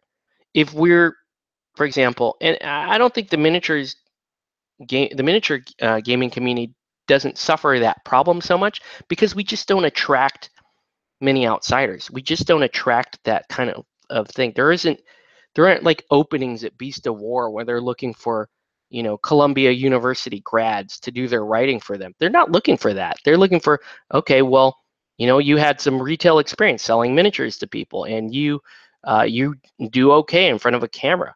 You can sound reasonably knowledgeable when it comes to talking about game mechanics or painting and that kind of thing. So our hobby isn't evolved. I hate to say that, but we're not a big enough fish. In other words, we don't attract that kind of outside attention. And we get the occasional hipster that's touring through that's going to say, what a bunch of white male terrorists, and write some garbage about it. But ultimately, it's going to be a little while. It's going to be a little while. But I will say this. As we approach that time, go out and buy yourself them Takahashi University minis, right? Go get that Kingdom Death. Go get the ones that people are going to have a freaking problem with, because you may not be able to get them when the other shoe drops. When you see Sheldon Cooper and shit on the Big Bang Theory playing Warhammer 40K, that's when go out and get them minis that people are gonna. Brothers of War showed up in a deep conversation topic. Well, that's what happens, man. But that's my advice. Like, go get those things that you're worried that they're gonna censor. The interesting thing about trying to do that in miniatures gaming, in addition to just how small we are and kind of how insignificant it would be like, how do you police that, right? So you came in and said, well, miniature gaming needs to be more family friendly and all this other shit. How are you gonna have like shops that ban specific ranges of models? And even within the acceptable ranges of models, you're going to have to control how the manufacturers make the new ones, and you're still going to have to police previous versions of Slanesh Demonettes. Oh my gosh, that lady has one breast showing. I don't know. I know I'm rambling quite a bit, but I don't care. Emma Frost is looking cool, so we're good. Octave is wearing his Medicare shirt today. I'm telling you, man. But I don't know. I'm not worried about miniature gaming, but I do watch kind of what's going on around fandoms. And And part of me is bothered by it, but the other part, like, I don't know. It's just like, okay, that stuff can happen. That's kind of in some ways, it's kind of the price that you pay for getting so popular, is you get these people that just cleanse the shit out of it. And the funny thing is, um, from from my life experience, is it's the same thing that we faced in the 70s and the 80s. It's just from the other side of the political spectrum. My joke to people, to other gamers, is, if you're as old as I am and you've been gaming this long, you've been around long enough to be called a devil worshiper by the right and a misogynist, homophobe, transphobe, whatever, Islamophobe, whatever, by the left. It's the same thing. It's the same crowd, essentially, just judging you from two sides of the fence. Like, it doesn't, like, we dealt with this shit before. We know what this is like. Like, we know what this is about. And when people, and so it's kind of like my comforting message to the younger gamers and the younger hobbyists is like, look, the guys that inspired you when you started this hobby, they faced all the criticism from the right. They were called the devil worshippers. They were called the deviants. Um, they were the ones that were going to ruin society by painting little army men. And now, we get leveled the same. We get the same shit thrown at us. It's just from the other side of the aisle. Let's see. Google BBC article, women getting hurt in tabletop gaming. This is scary stuff. I believe it's coming. They love to make up issues where there aren't any, and then inflate things and play the victim when they started throwing punches first. Damn. Well, here's the interesting thing, I think, for you specifically, Dizzy, right? Let's say this shit does happen. Let's say it goes down, and my channel gets banned. I'm not allowed to talk shit on the internet anymore. Canvas is banned already because the guy opens his mouth and it's just. But anyway, so we're thrown off. We're people try to come get me fired from my job, that kind of thing. I'm just running like the DEFCON 1 scenario here, right? And then you step in and you're like, wait a minute, I'm a female in this environment. I'm in this community, and in my experience, the guys have been all pretty good to me. Yeah, you get some weirdos that say, "Oh, what are you doing this morning, beautiful?" and that kind of thing. Yeah, you get that, but you know what? You get that all, like, if you are getting that as a woman, you're getting that all the time. And I know this from other women. Like, I know, like, it doesn't matter.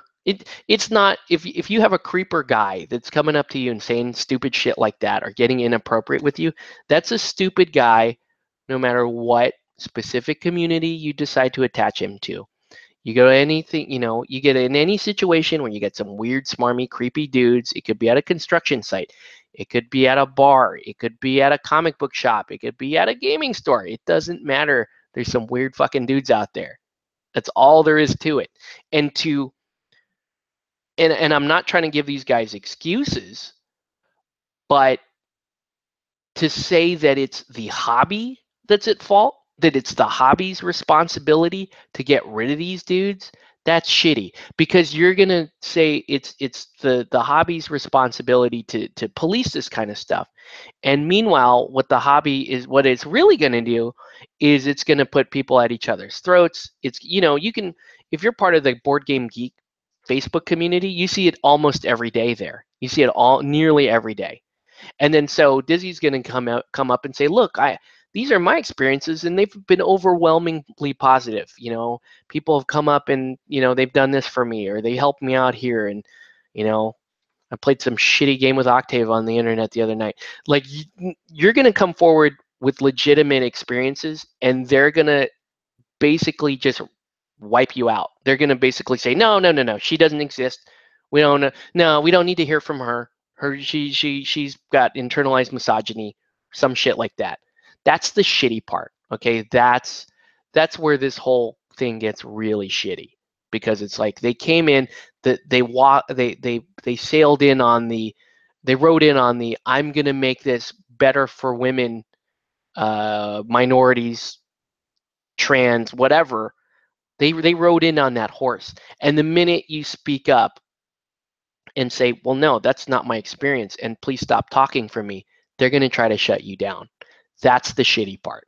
And that's like what I mean, I've had, and I joke about this, but I've had like I've had white people telling me that I don't really know the first thing about institutional racism. Like, wait a minute, man. I, I was a kid in the 80s after Vietnam in Connecticut when they had the Klan marching down the street. Okay, shut the hell up. You don't know what you're talking about, honestly. But anyways, that's beside the point. But that's the thing, that this whole moral crusading thing, it it ultimately doesn't serve the people that it purports to serve. Dude, what the hell? We're just all over the place. This, and I don't care. But that's the truth. I try to speak up if they're like, oh well, such and such is just a haven for white supremacist bigots, and I'm like, no, they're not. Like, I'm down with some of these people. These are good people. Whatever, they just they think a different way. They don't, and it has almost nothing to do with the color of my skin or whatever. Here's the new one that I just think is crazy to me, right? Like, my wife, she'll say to me, um, I don't. She kind of says like I don't really see the color of your skin. I just don't see you that way. And I kind of put it out there too. Like, when you get to know me, the color of my skin is probably the least interesting thing about me. It's like the least. You would pretty much only bring it up if you had to describe me to the police, or you were describing me to one of your friends or something like that. So you would say, so it might be expected that you say, well, I don't really see his color when we're dealing with this guy, right? By today's standards, that's considered racist, to be actually colorblind, or to be colorblind to a person. And so if you don't, if I were to follow the modern rhetoric, and you don't treat me according to the color of my skin, aka the definition of racism, then you're being racist, which is it's ridiculous. Absolutely, it's crazy. And then furthermore, if I speak up about it, well, then you're just some right-wing sympathizer or bigot, right? You're a traitor. If you want to see, um, black people called coon, and all kinds of Uncle Tom, and all kinds of horrible stuff by white people, look no for, like, follow any black, let's say, libertarian or conservative, or even just non-democrat, non-progressive. Just follow them around, and let them speak their mind, and you'll see it. Like, I a lot of my friends are more like, they're like, hey, they came up in the 80s and 90s, and they're like, look, dude, this is bullshit. What's going on right now is bullshit. And and they come out and say it, and that's what they get called. And like, you're like, dude, really? Really? This is the anti-racism side that's doing this? It's crazy. It's freaking crazy. But anyway, I digress. I should say that my opinions should not, and cannot reflect upon the employer, upon my employer. So, but yeah, I don't know. I don't know where the hell we ended up down this path. I think we were talking about comic books, but comic books is, like I said, it's uh it's symptom. Oh God, that's horrible. Look at that. There's a tiny little hole there underneath that.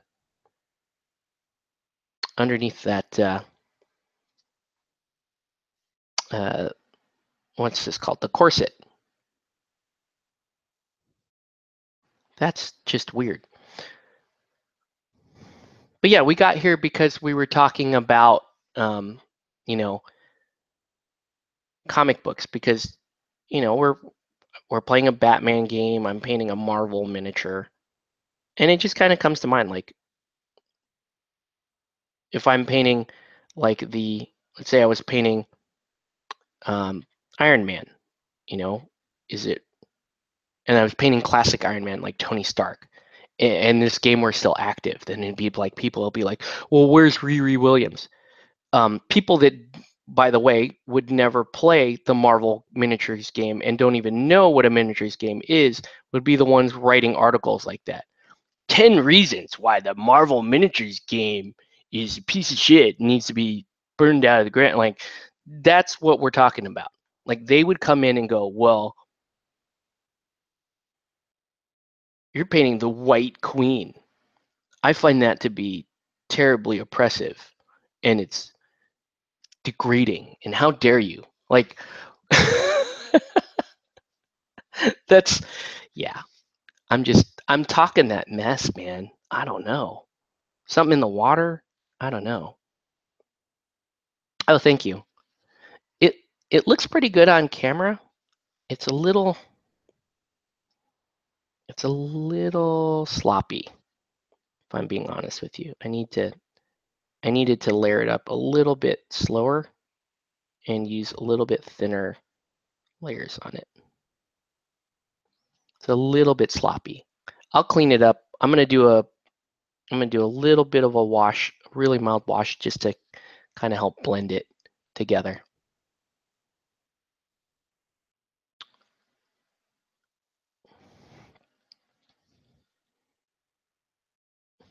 But yeah, I don't know. Like I said, maybe I'm wrong. Maybe that shitstorm lands over in our neighborhood a little bit sooner. Um, but I still think we have time, because we're just not making that much money. We're just not. People don't even People will know, they'll know about Warhammer 40,000. You can talk about that because of the popularity of the video games and Warhammer Fantasy. But I don't think you can't be like walking up to people and go, "Hey man, Relic Knights is some misogynist shit, and here's why." They won't know what the hell you're talking about. You can't. That's not going to get a lot of clicks on Polygon. You know what I mean? It's not. You're not going to do that. But I don't know. You Maybe you guys are right. I hope that I'm right, though. I hope that we have a little more time than that. And I also hope that it gets quashed the way that it did in heavy metal. Because I followed that too a couple of years ago when when there were all these articles about how misogynistic heavy metal was. And I'm like, well, how come we ain't talking about rap music? I love rap music. Like, but that is some deeply misogynist shit when it comes down to it. Like, if you had told me that, well, it really is misogynist, I'd go like, yeah, it is. I like more of the old school rap personally than the new stuff. The new stuff is like overtly just degrading, I think. But a lot of women listen to it. A lot of females really like that kind of stuff, and they like the jams. I'm not gonna. It's the way I feel. I'm not gonna go around the street like telling other people to feel that way about it. And I'm gonna judge songs individually just because you know what some dude makes a bunch of misogynist albums. It doesn't mean all rappers do that. And so I don't know. Oh man. So anyway, that's our rant. That's our rant for the evening. Okay, now to ruin the skin. Um, we're gonna do a little bit of a wash on it, and this is gonna make it super dark. Don't freak out. It's just to provide a little bit of shadow, and we're gonna keep it moving. But it's gonna provide a little bit of shadow, and a little bit of sheen on it is also gonna help smooth out the texture of the skin.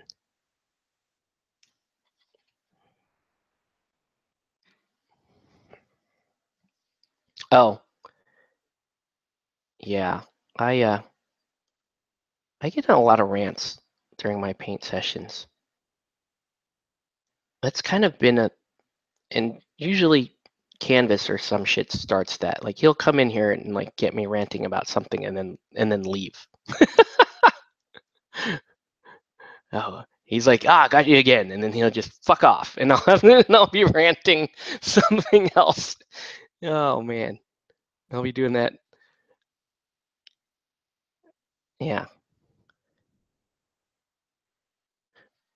But I was thinking about this too, specifically with painting and skin. I was in the so I was in the I was at the LGS the other day, and I was looking at some Reaper miniatures, and one of the girls there was kind of looking at them with me, and she was like, "Oh, I really like this miniature, but she has too much skin showing." And I don't like that. And I'm like, okay, well, yeah, I get it. You don't personally like that. That's fine. And she's really cool. She's not the type of like, even though it's not her thing, she's not gonna like judge people or try to browbeat people when they do like it.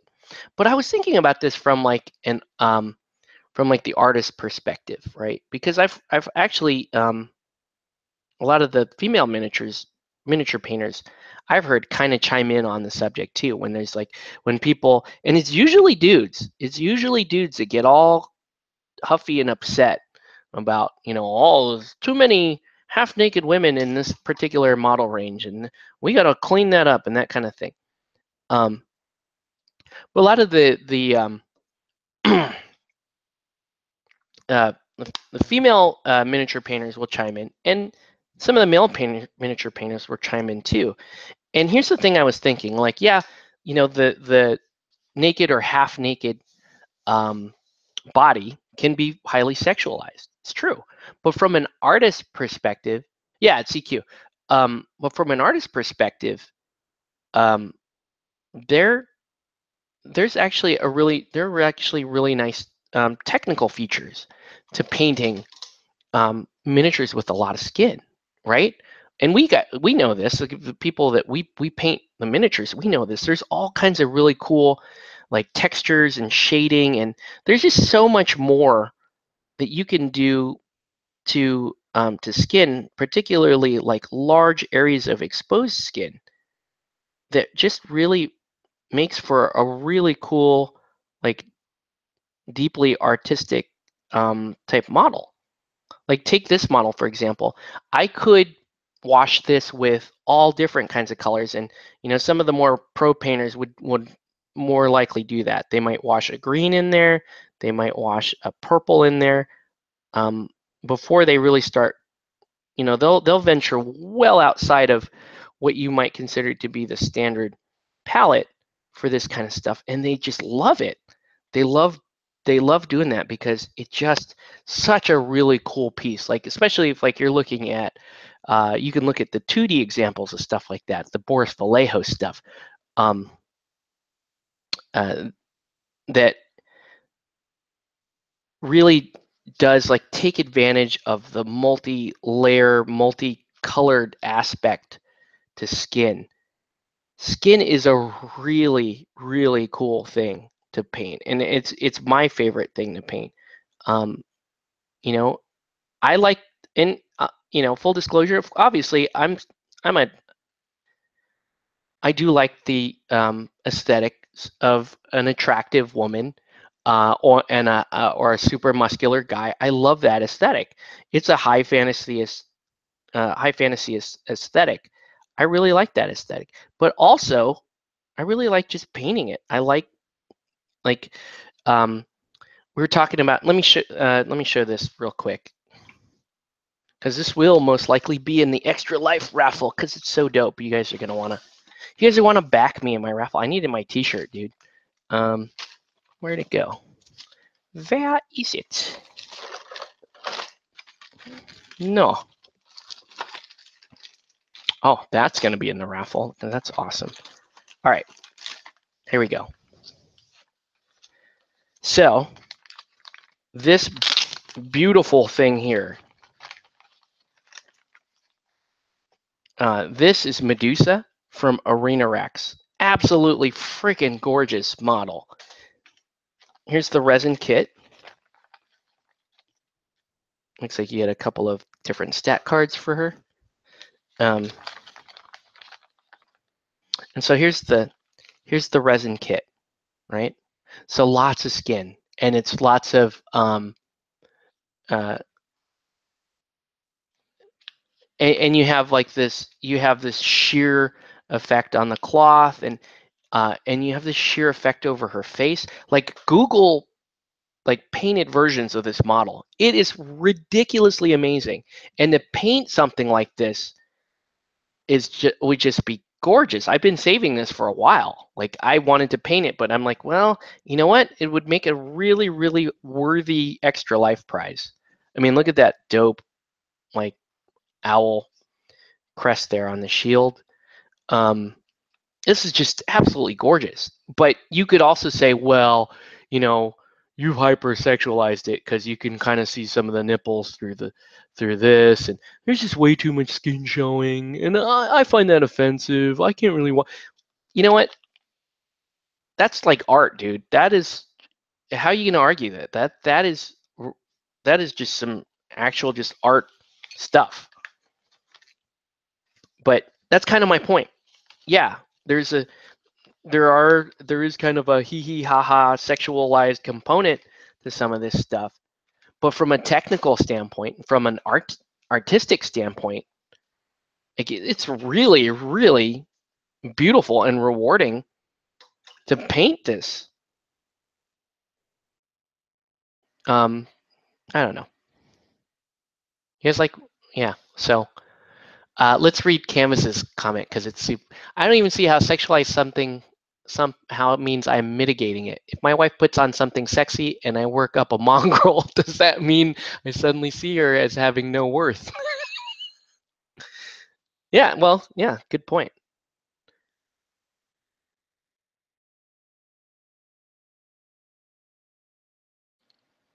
I like the use of the term mongrel.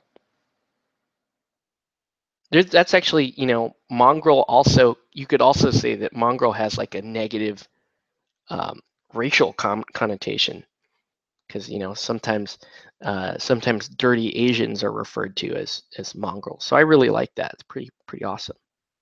I am a big fan of racial epithets. I think they're awesome. Um, but I don't know. That's just me. I just think that the real way to take power away from something is to be able to laugh at it. If there are words or images or those kinds of things that are sensitive um, or what's the word, provocative, um, that the best way to diffuse that kind of stuff is to mock it. You know what I mean? If people don't, if you mock it, it has no power over you. If you mock people that honestly believe, stupid, hateful ideas, they're a joke to you. They have no power. What is crying about it going to do? Crying about it and whining about it is only going to give them more power. It's only going to give them more attention. So I don't understand the tactic of, well, we got to disassociate from everything that's quote unquote hateful ideology, right? That's why um, you know the alt-right trolls, some of which are actual just born and bred bigots, but that's how they were able to do things like convince people that milk is racist and the OK sign is racist and Pepe is racist and all that stuff. You've given them power beyond measure when you give them the power to take shit away from you, like drinking milk. When you say it, that, oh, well, I can no longer do this because guys on the alt-right do this, you've just given your entire agency over to people that you supposedly hate. So it just doesn't make sense to me. I mean, honestly, if the alt-right was like, dude, drinking milk, if they were serious about it, dude, drinking milk is a sign of racist because it's the purity of the white race or whatever, I would drink milk all the damn time. Like I I would drink milk directly in front of them. I'd say, well, Well, watch these brown lips defile your white milk. How you feel about that, sucker? Like, I would do that instead of, oh, I can't. No, we can't touch that because it's racist. No, you diffuse that shit. Like, you take all the power away from it. But that doesn't make sense to people because, in order to think that way, I think you kind of have to be comfortable in your own skin. You kind of have to be, you kind of just have to be aware of, who you are and not really care about, care too much about what other people are ultimately thinking. Yeah, the okay hand symbol, yes. I mean, there's all kinds of stuff like that. Like when I see stuff like that, I think like, why? Oh, dude, I totally chuffed that. I'll fix that. Right? I gotta look at the art here. Yeah, I totally chuffed that. Okay. Um, I see stuff like that, and again, it's like, why do you give them so much damn power?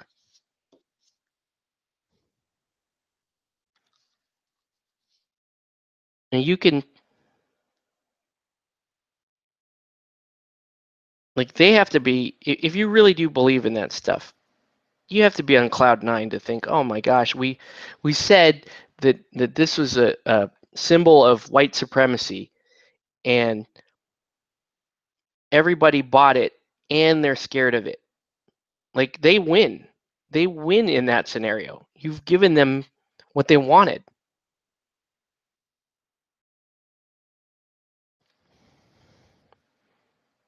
A little bit of a cleavage thing there.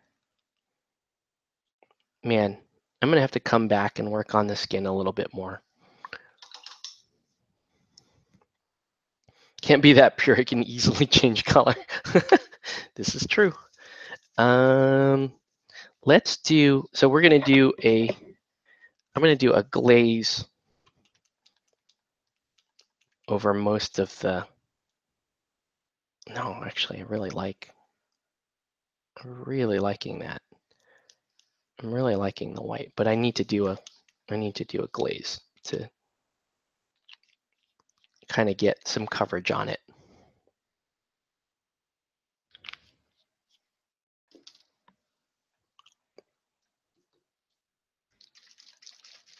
All that over freaking comic books. Yeah.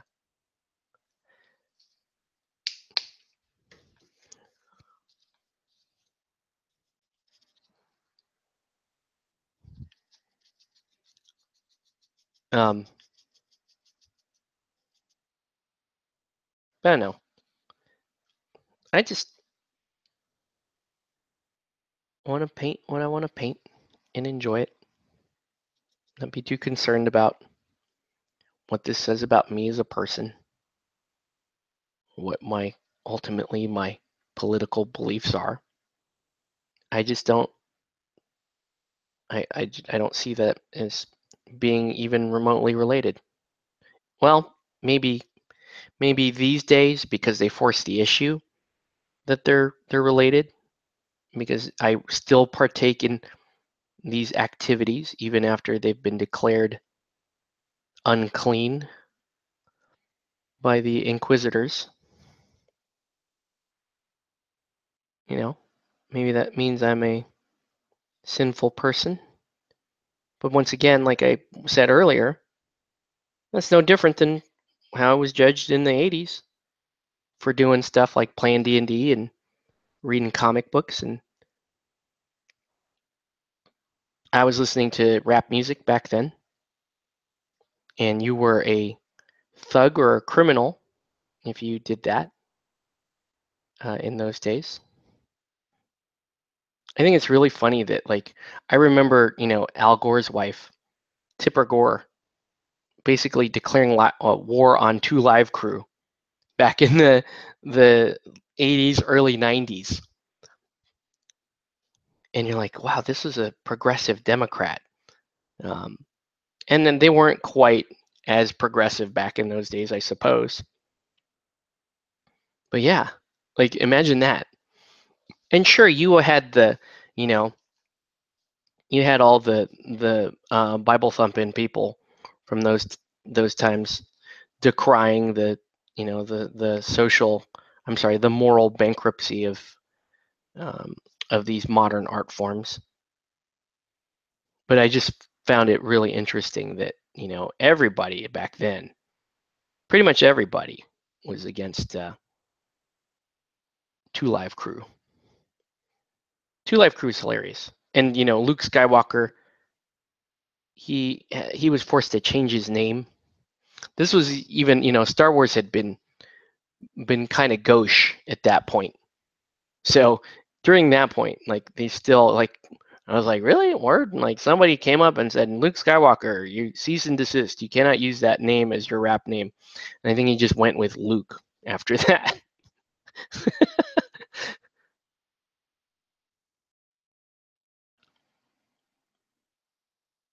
Everybody remembers the D&D pamphlets and all that kind of stuff.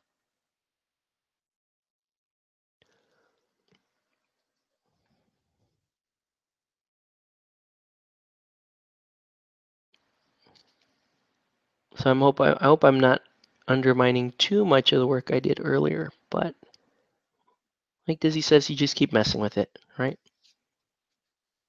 The idea here is I'll get a nice, little more even finish here, and it'll cover a little bit better. Obviously I had some touch up to do after I did the skin. Skin still needs work. Face still needs work too. Face isn't that great. She looks a little too, the makeup's a little too much. She looks a little emo with all that eye makeup on. So I'll fix that. But first I want to get this azure colored glaze down.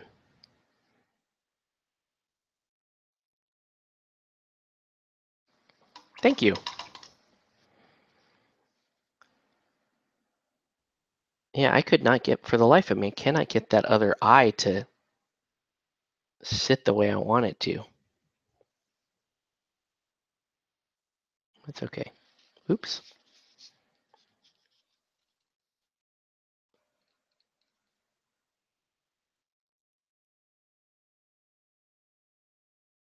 I really want to play some Guild Ball this weekend. I really, really want to play some Guild Ball. Don't think I will be able to. I really want to stream some Guild Ball, actually. Andrew, if you're still on, dude, maybe we can do that. Maybe we can get you and Cody over. You guys can play the game and I'll film it. Or I can play you and Cody can film it. Or some combination of that. Of two people playing a game and one person filming it. Homer, you have it set to whore.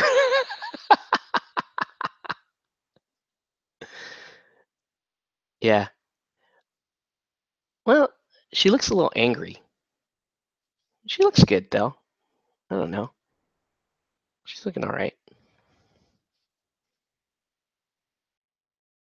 But I know like the fine detail of her face is a little jacked up right now.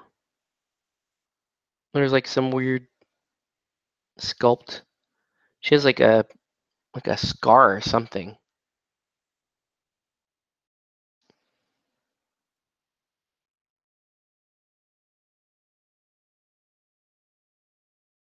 Do you think the effect on the abs is a little too dramatic?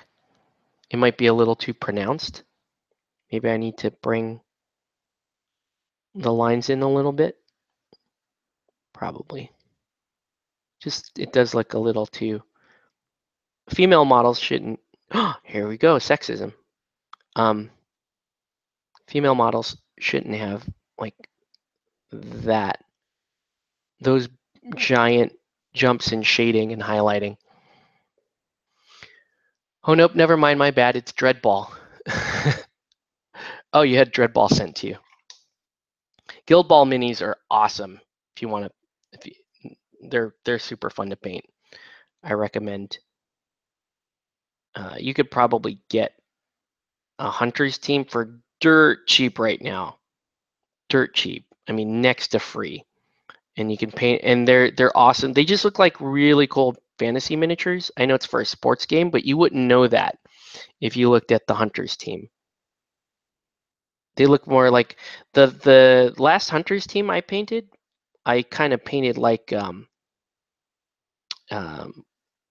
like wildlings from Game of Thrones. Like I was because they even have a player named Egret. So I did that more like, oh yeah, and the farmers are super cheap, um, but yeah, specifically hunters, masons you could probably find for super cheap, because the masons team is part of the 2-player starter now, so they're cheap. Brewers are super cheap, but yeah, I'd recommend trying them out because they're really cool sculpts.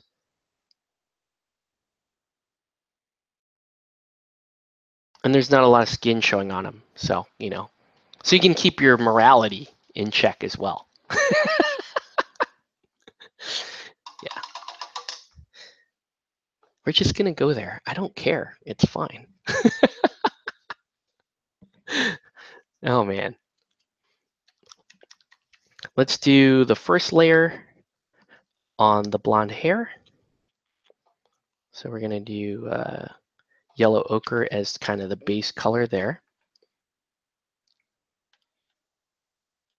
Anybody else working on anything right now, or you guys just came here to listen to me rant? Or you came here to look at Emma Frost, who's currently blue right now. I get it. We're gonna fix that.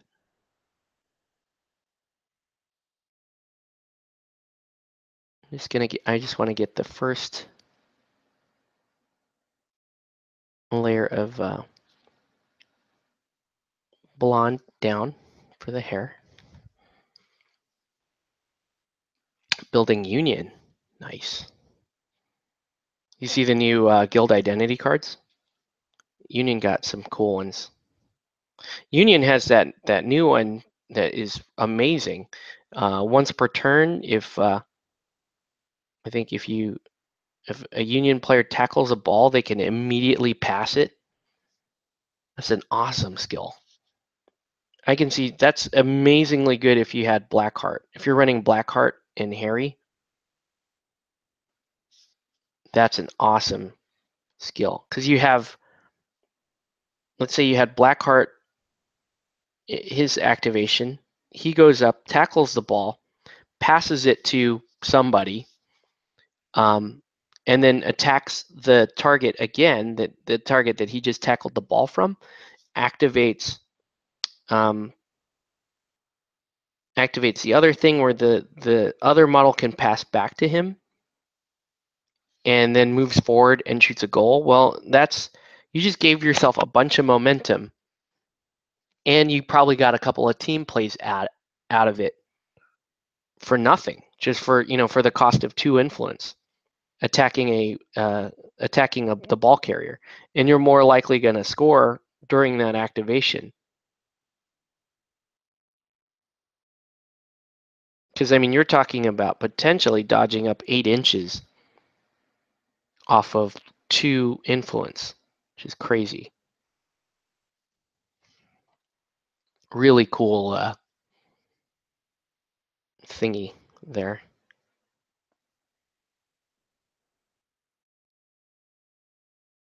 Okay. And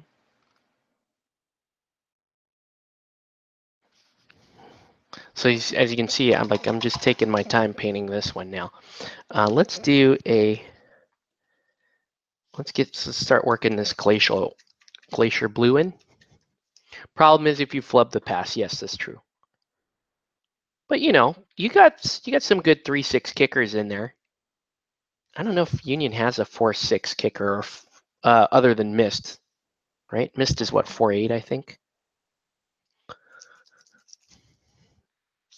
Yeah, dude, I really, really want to play some Guild Ball this weekend. I just don't know logistically how I'm gonna do it. Got to interview a nanny tomorrow. And tomorrow early, I'm gonna take my boys over to a park or something, and then I have to go to CQ. I'm gonna buy some stuff for Mark for the Batman sale, and yeah, that's the plan for Saturday. And then Sunday, I think there's some activity that we're supposed to be doing, but I couldn't tell you what it is.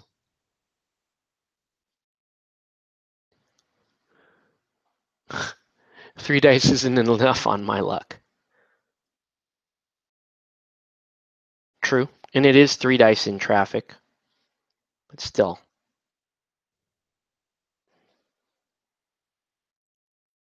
So now I'm just doing a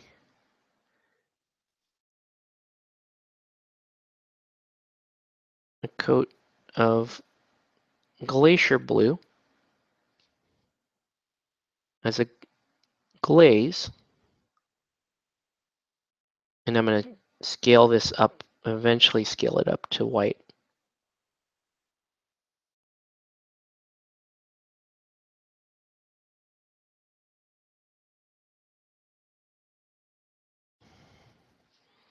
I need a little hairline of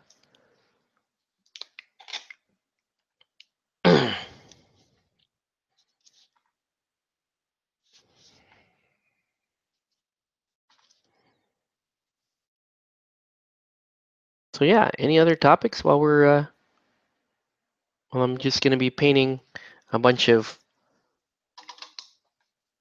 off-white ad nauseum. Probably head out in about 4 hours to run errands. That'll probably take up most of my day.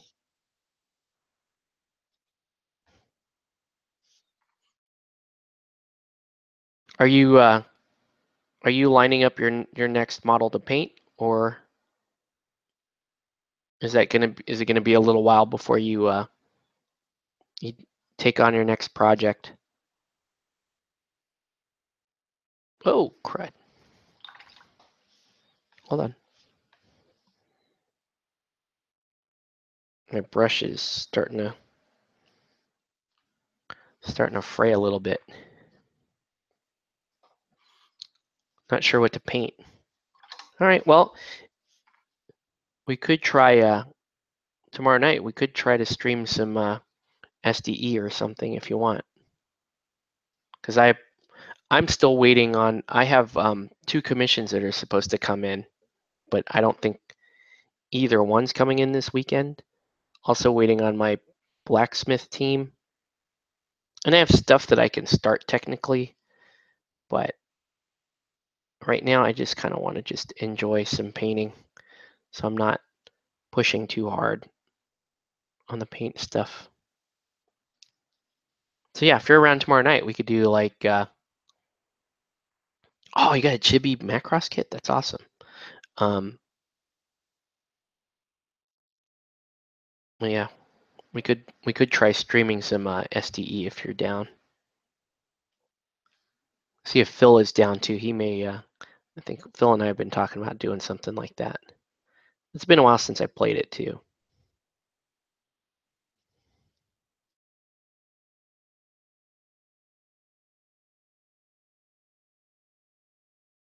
Um, the other games that we might do, Zombicide, that's another one. So we're looking for co-op games or games that don't require a lot of like hyper intensive spatial decision making. Like you couldn't really play Guild Ball remotely because there's too many, like, okay, I want to do a 1-inch push, but I need to do it exactly this way. I want this to be this way. And, to make those kinds of judgment calls uh, over a feed over the internet would be extremely difficult. But like I said, you could do Super Dungeon Explorer. You could do you could even do Arena Rex, because Arena Rex, while it does have pushes and that kind of stuff like Guild Ball has, it's a little more straightforward in that, like, okay, I want to push him, and I want to push him an inch towards the lion pit, or I want to push him towards the spike trap. And it's a small enough game board to where you can kind of see the entire board and make your decisions remotely. So there's that.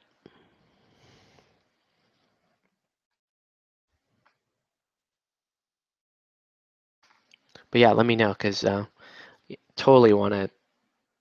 I'm enjoying this idea that, I don't have much time during the week to do gaming, and when I do game, like in public or with friends, um, there are we usually want to play more of the skirmish head-to-head games.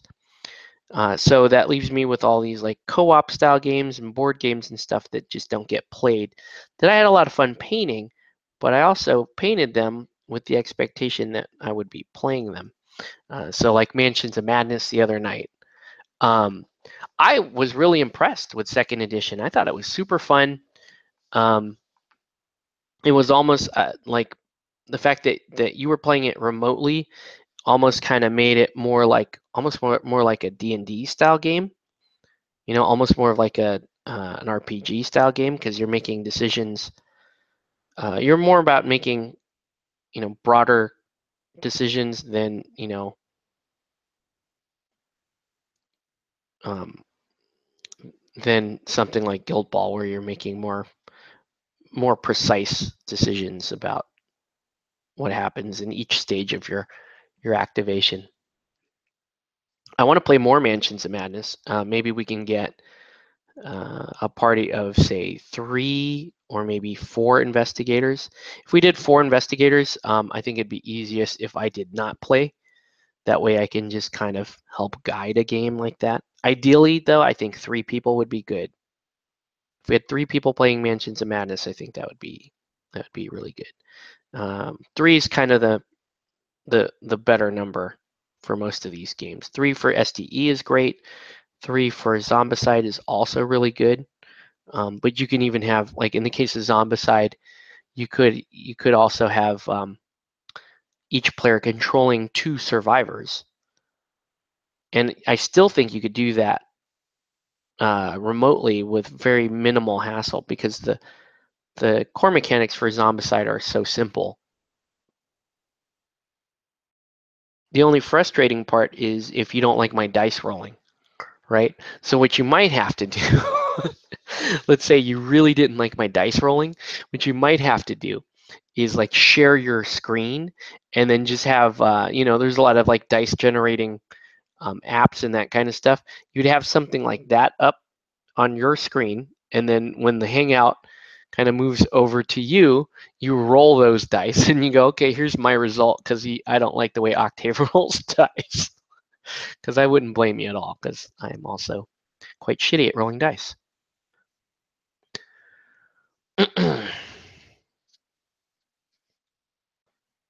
So now I'm just going to keep layering up this glacial blue until we get to the very end of this process, and we'll throw a little white on here.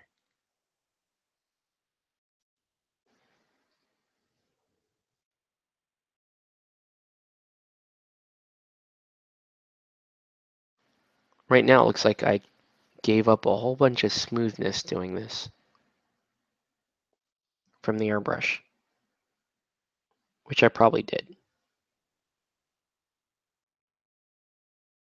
So that's me meddling. Oh, thank you. I did okay last time. I'm sure I got a couple of rules wrong. Somebody will go back and watch that video and tell me everything I did wrong, which is cool. I really appreciate it when they do. There's also another really cool co-op game called Ghost Stories, which is interesting. Sword and Sorcery. I don't know if we could play that one remotely, but I really want an excuse to pick it up and paint it because that game looks awesome.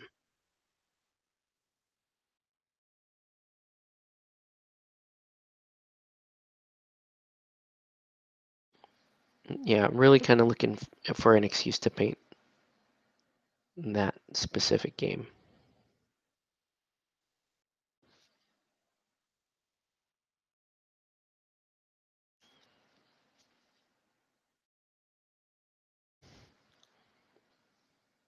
Okay.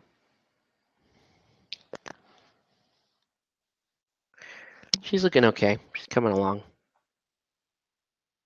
So I'm going to let that glaze dry for a minute. Let me do the first color of the base. So I like to jump around a bit. While stuff is drying, I'll go paint another part of the model. Yo, Octave, you want to do a D&D stream? Honestly, not really. No. And it's weird. The reason why I don't want to do a D&D stream is because there are lots of D&D streams on YouTube. There's a lot of them. There are a lot of like really famous ones. And it's just it's been over 20 years since I played D&D. I think I last played D&D in high school or something. And I don't know. I don't know if that game is really for me these days. Like eventually I want to come back and do something for it, but right now it's not really. That game's not really calling me. You can do Malva RPG. That's the thing. RPGs are cool and they're actually perfect for streaming. I just don't. I don't know. I'm not particularly inspired to do an RPG right now. If I were to come across or even develop a really interesting story that I wanted to kind of run through, then yes. But as of right now, no, I don't know. I don't. Again, there's a lot of RPG stuff being streamed currently, so I don't really feel like I could really contribute to that, um, unless I really do come up with something that I'm quite proud of.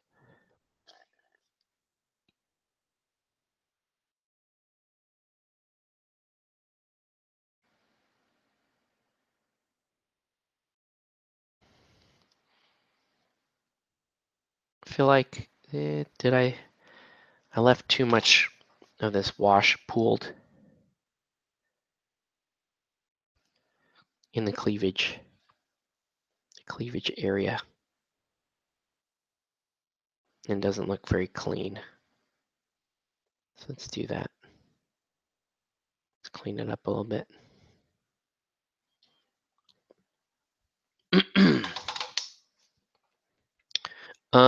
But yeah, we'll think about some other stuff that we want to do on stream.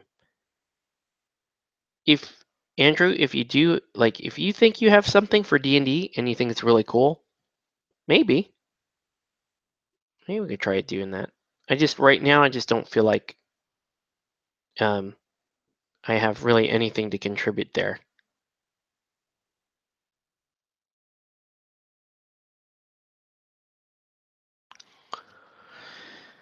Yeah, it's looking okay. This is again with the white, this is a difficult model. If I had stopped after the airbrushing and just did a couple of minor things to the outfit, it probably would look better than it does.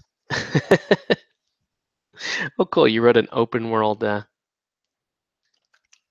world setting. That's cool.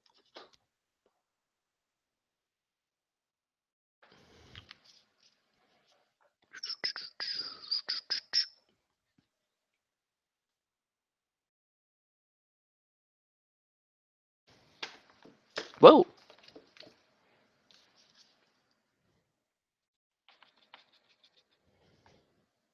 It is kind of weird seeing all the people Oh, thanks, Diz. I'm still working. We'll see how she does. It's weird to me seeing everybody, like how commonplace it is for people to be playing D&D. Like you see all these from my view, um, all these like younger people playing D&D, and you're like, wow, this was the Stranger Things, their opening scene where they're in a basement playing D&D in the 80s. I was like, yeah, that was me. We did stuff like that. Like I played D&D in a basement in the 80s. So I totally understood that scene. Um, but it was, but what was different, I think, in the 80s is that just really wasn't commonplace at all. And it was almost something you didn't talk about, to the point where, like, if your parents knew you were doing something like that down in the basement, you get in huge trouble for it, because the media at the time said that, D&D is for devil worshipping, and look at all uh, the deviant stuff that it causes, yada, yada, yada.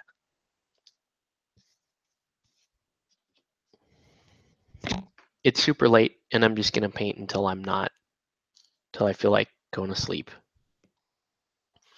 So we're just gonna run a little overtime here because we're like, this is about the slowest I think I've ever painted in a year.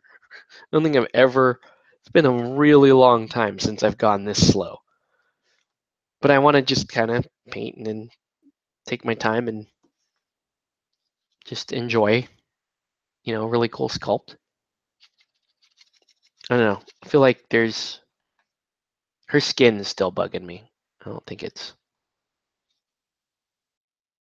not quite what I want here. Well, we'll fix it, or at least try.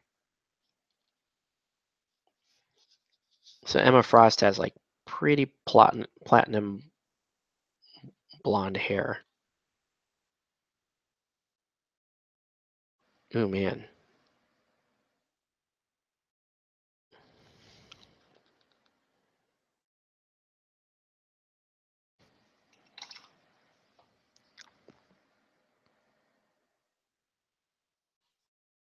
they got too much of the eye. Enjoy the process. Indeed.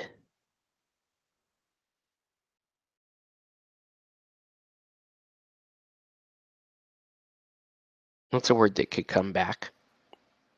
Indeed.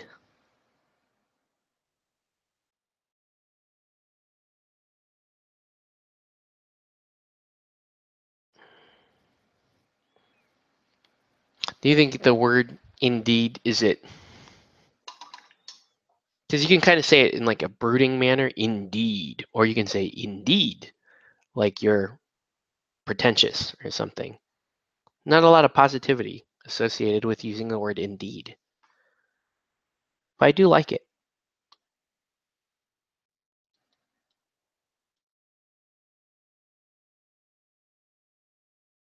Oh man. Okay. Not bad, not bad. Coming along. Yeah, the skin is still bugging me. I don't know. I may even have to go a shade lighter to get the skin where I want it.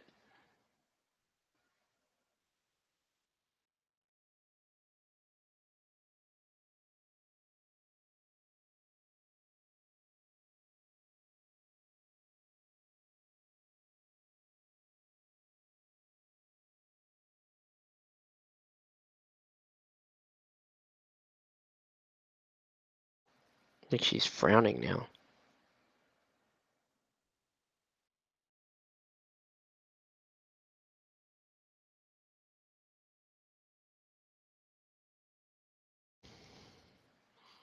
Now, do you guys have any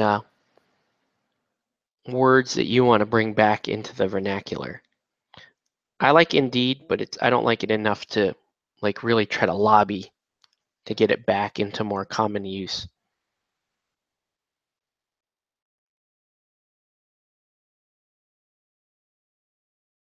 It's weird to me that the word dope got back into common use. I never stopped using dope. I would still get, I was getting clowned like 5 years ago for using dope. I'm like, yeah, man, dope.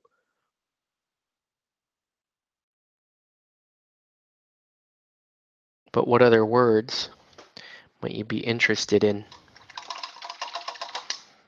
bringing back into the vernacular?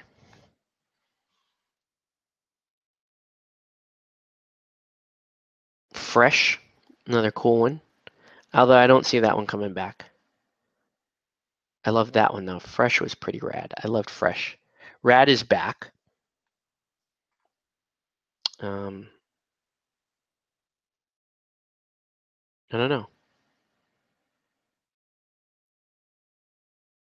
I guess Sweet is still around.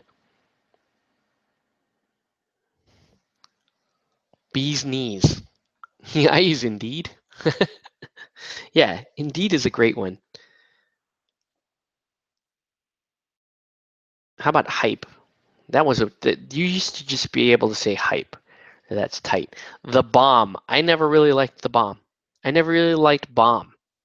Like when they say, "Oh, that's bomb. That's bomb ass." Like I don't really not that one never really resonated with me.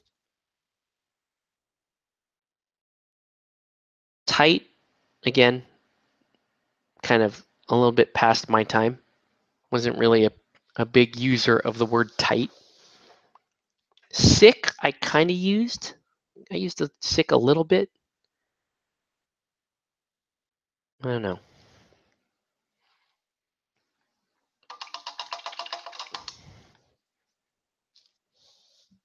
Looking pretty good so far. The hair, the hair is actually not too bad. Just man, it just feels like the skin is just a little too well defined. Well, maybe the wash was a mistake. I want her skin to be a little more porcelain looking. So I think we are going to end up going with like a really pale skin color.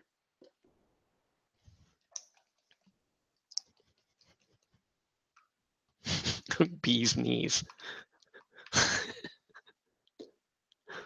That one's pretty funny. Let's go up to this pale flesh. Could this be a mistake? Sure. Do I care? Not really. Just gonna have fun playing around with this. I have. Oh man, where'd she go? She's gone. I have this. This is a full disclosure. I have this Kingdom Death mini that I. I've had her on the out here for over a year, and I have never finished her. And the reason why I've never finished her is when I was painting her or attempting to paint her, at no point did I ever get to a point where I said, okay, I'm really happy with that skin tone. So what ended up happening with her is I ended up using her to test out a bunch of skin tones, which is like a almost a war crime considering it's a Kingdom Death mini. Um, and so she still exists here on my table, but like more from like the angle of she's the skin tone tester. Like she will tell me if that skin tone is going to work on other models or not. Is there a wash light enough for pale skin? Because I had the same problem with my pinup. Uh, no, I'd have to make one.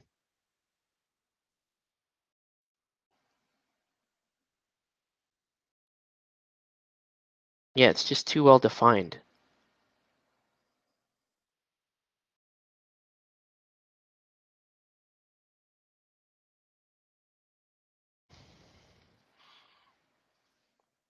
Oh, I'm really starting to like this pale skin though. That's kind of dope. This is what we were talking about.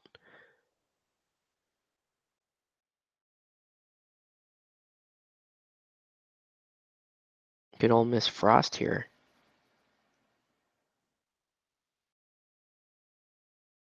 And this might be several layers of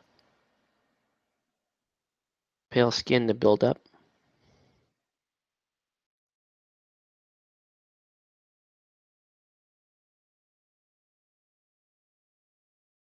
If I just do this thin enough, it should look really good actually.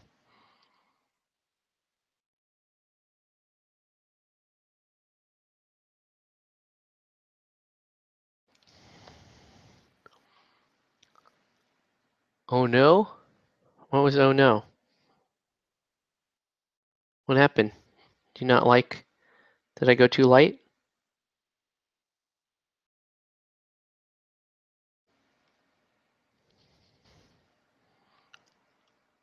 Actually, I think that's awesome. I think that's where,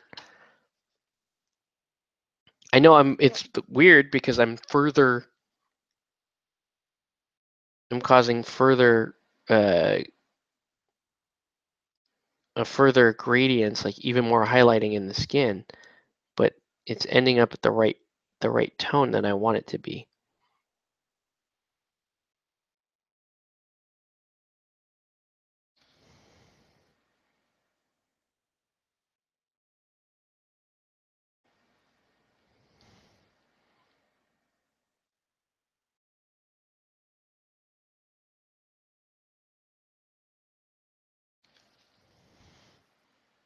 All about the Kingdom Death mini. Yeah, I should go find it and show it to you. It's actually a pretty cool mini. I'll finish her one day. Right now, unfortunately, she's my skin tone tester.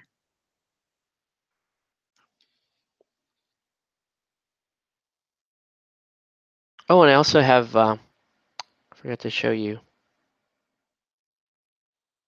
I do have that Kingdom Death Candy and Cola mini, which is pretty awesome. And I took my time painting that one as well. Oh, thanks. There's 7 people watching, but you're the only one talking to me. I'm not really sure.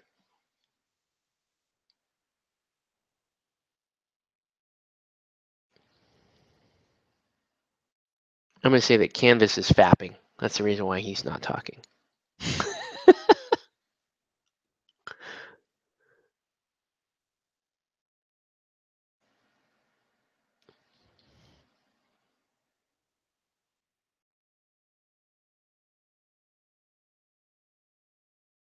Again, my lucky. Too busy building. That is my joke with people. Like if we were scheduled to get together in game and you flake on me, then I always assume that you're fapping. You're like, oh, I had something important I had to do. So I've been here for an hour, so my fap finished 55 minutes ago. Oh man. Now see, is is this sort of environment, is this sensitive to Dizzy? Are we being considerate here? Should we be acting differently because she's here? Should I be cleaning it up? Sure, somebody would tell me yes, it should be. But it's late at night. This is my stream. I don't have a filter. Channel's not monetized, so you can't punish me that way. I don't give a shit. It's funny to me. I don't care. It's funny. You should naturally laugh at that. If you take it serious, it's somehow upsetting. I honestly don't know how that could be. I don't know how that could be upsetting. It's just funny. I don't know.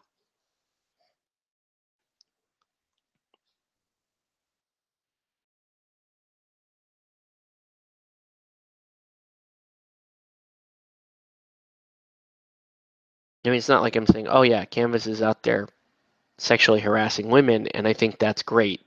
Like that, okay, you can take issue with me saying something like that. Unless it was set up well enough as a joke. But whatever.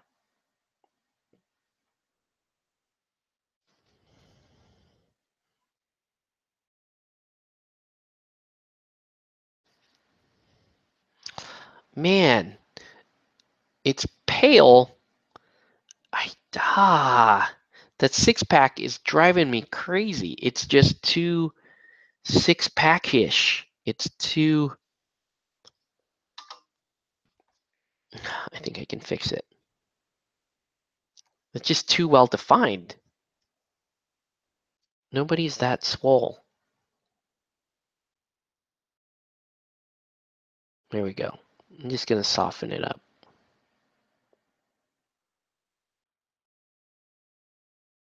You know, we get that Emma stays in great shape, right? We get that. But I don't think I don't think I've ever seen anyone quite. There we go. See? It's better.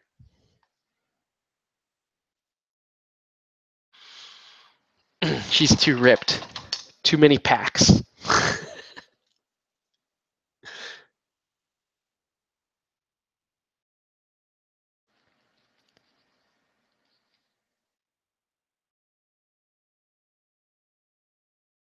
Was that okay, I'll let it die. We'll just paint things.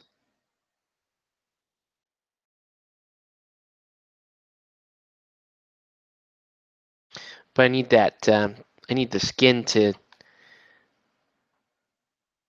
lay down a little smoother than it is. Because right now it's kind of leaving a little bit of a chalky texture, and that's kind of driving me crazy.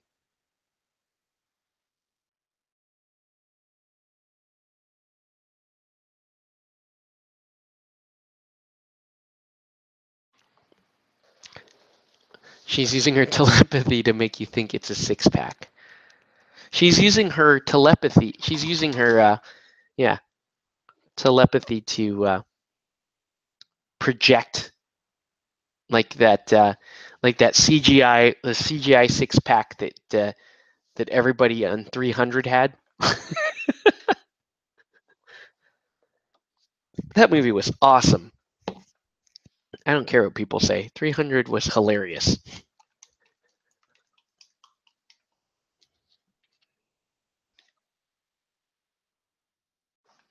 All right, let's get a little white down on the.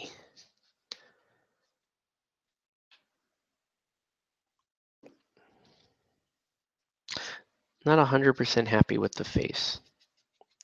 And yeah, that's starting to look. The face is starting to look a little too textured.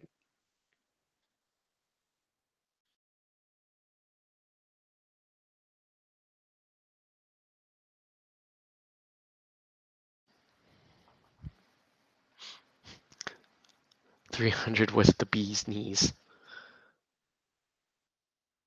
I couldn't really watch the second 300. It just never got me. It never. I was like, why do you need a second 300? The whole point of 300 was that was the end of the tale of the 300. And the fact that you have a sequel is, well, I don't even, the 301? Like, did they make another set of 300 dudes in the king to go fight in it? Like, I don't understand. Like, why?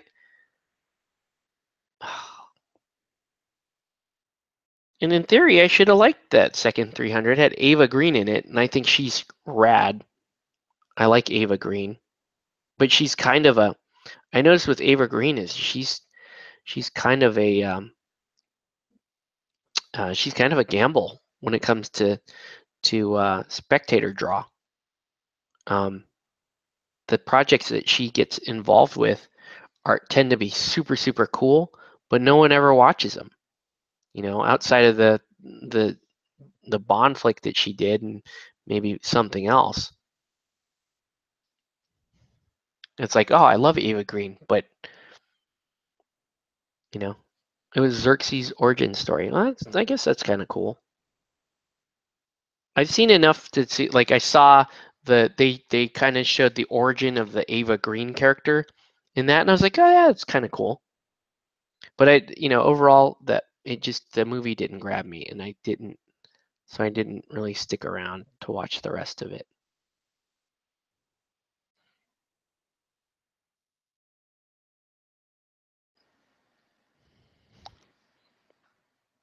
Oh, Penny Dreadful was really cool. I watched the first season of it, and I started to watch the second season of it, and ended up getting a little too busy to continue to follow it. And I was bummed when it, when they took it down, when they took it off.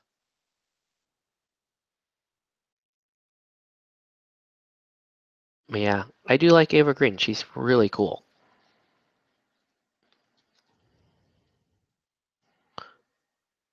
I remember she did this really kind of strange movie um, about her. Uh, she was in love with this guy, and um, he ended up dying in some accident, I think, and um, they ended up cloning him. She ended up cloning the guy, and it to the thing where it was kind of like the clone was like her son.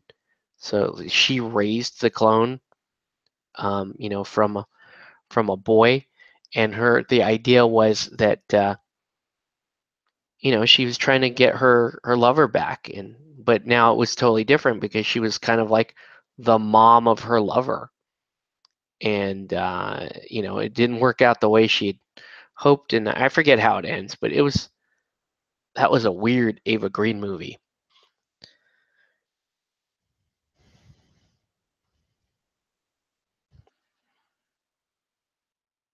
Okay, so Emma's starting to look like Emma now.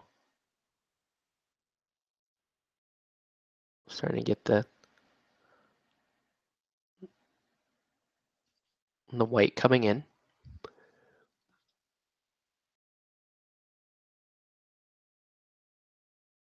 Yeah, if this was like a get it ready for the tabletop type deal, this piece would have been done an hour ago. But because it's not, and I'm screwing around, we're just talking our mess. It's cool.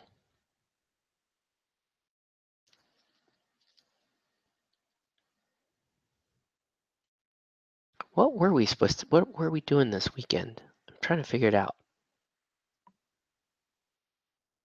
It's not Japan Fair. Japan Fair is not this weekend.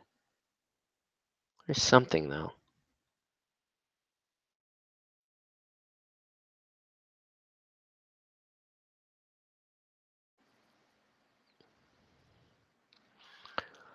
Hmm.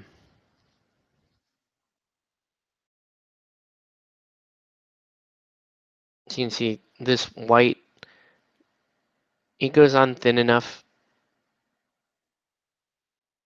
to where you can see it start to develop a little bit of color, but it's not, it doesn't look like I've just stopped and painted like crazy white stripes on the model. It's actually blends pretty well. You can just kind of feather it out.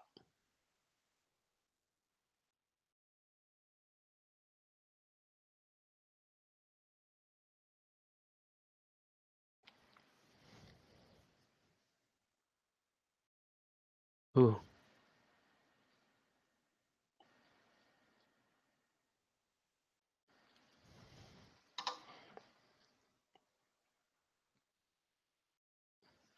Weird. I guess my finger rubbed off a little bit of the blonde hair there. Yeah, her face, she's looking a little beat in the face. It's the weird scar, I think. It's a shame.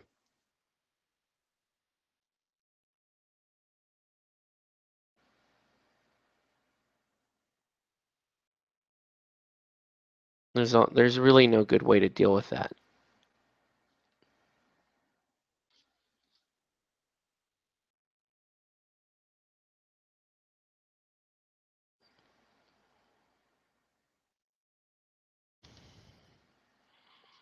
But as long as I can get the face to look somewhat smooth, should be okay.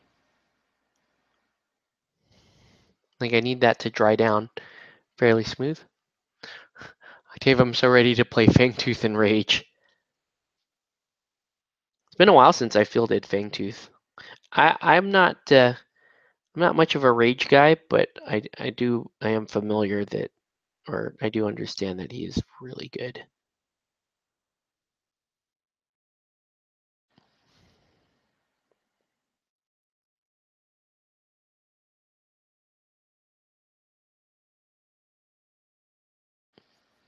Are you gonna field vet rage? As a, you're gonna field the captain rage?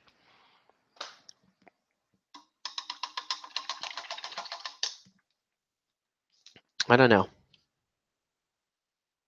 What do you think? Still looks like she's got a little too much eye makeup on.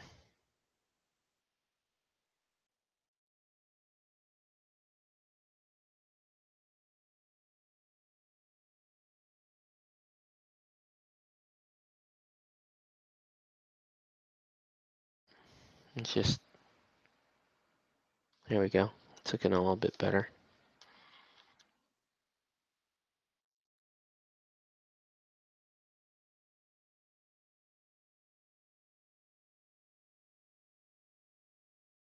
I totally used the wrong color here.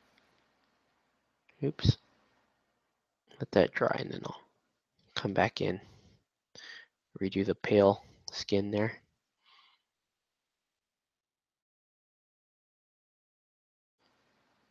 There we go. That's looking, now the face looks better. Still not great, but it's better.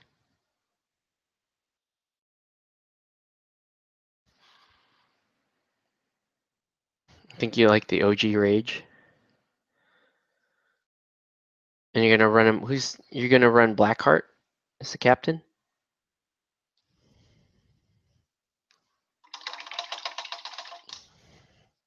All right, let's start working on the base a little bit. It's really simple. You just do 3 colors. We do this heavy red. And we just kind of make this, oh wait, I don't want to do the red, do I? I want to do, what was the other? I almost had like blues. I can do like blues and,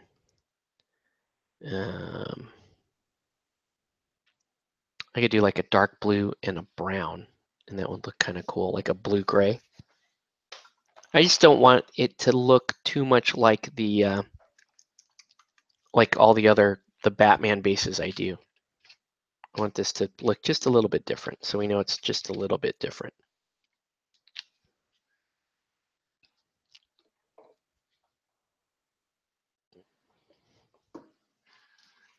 You gotta play me hardy. Nice. All right, so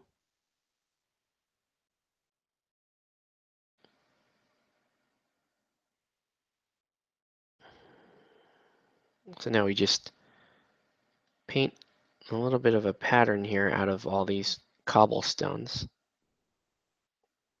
I think the blue will be cool because, kind of further emphasizes the idea of her being very cool.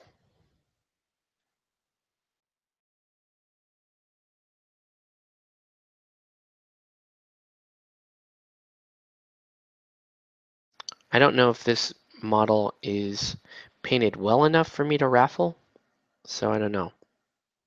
Might keep it, might give it away.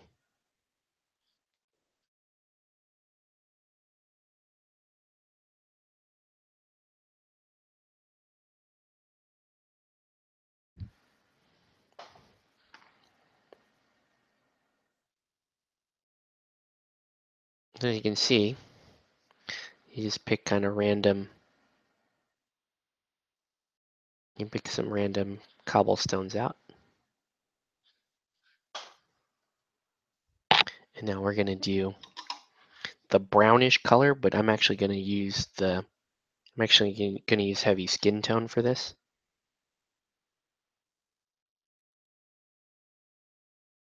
So with heavy skin tone, the blue, and the cold gray, you end up getting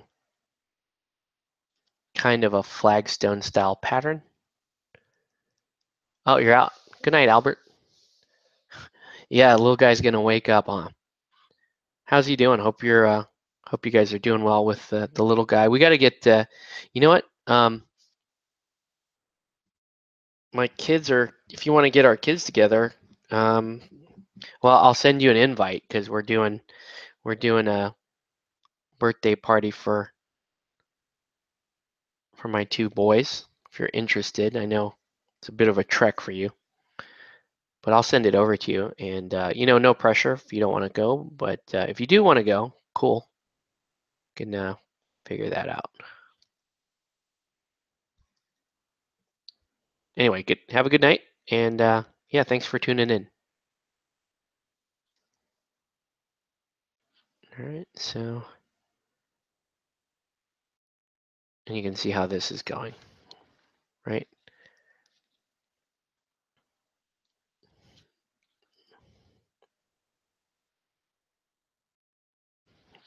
So we let that dry for a second. I mean, she's almost done. I want to do another. I think I need a lighter color as the final highlight to the blonde hair. This is a nice one. This is the color, exact color I'm looking for. Ice yellow. Perfect.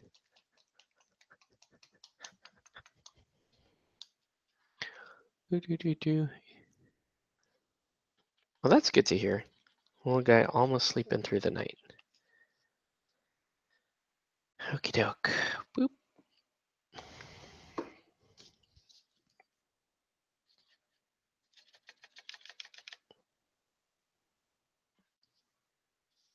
Okay, so this ice yellow should look great as the final highlight for the hair.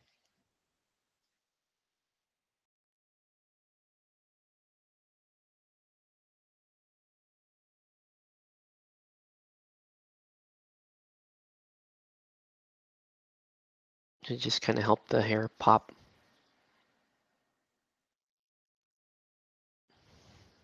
It's funny, that's how this works. These are all like, by the time you get to the final color, everything is so desaturated on this model, but it looks awesome.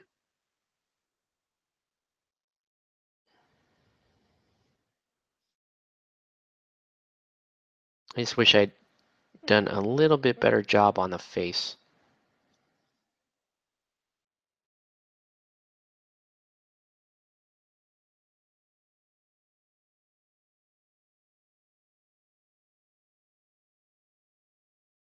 Trying to recall who she reminds me of. Yeah, this yellow is fantastic for getting the top highlight on the hair.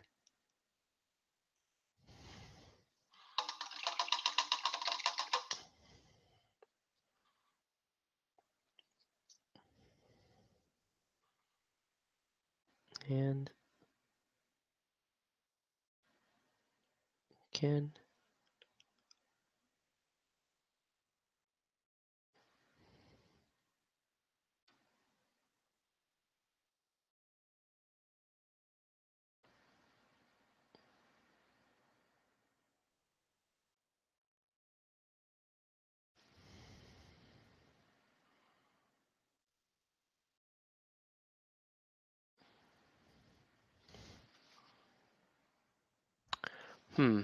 she looks like Drew Barrymore. A little bit, huh? She kind of does.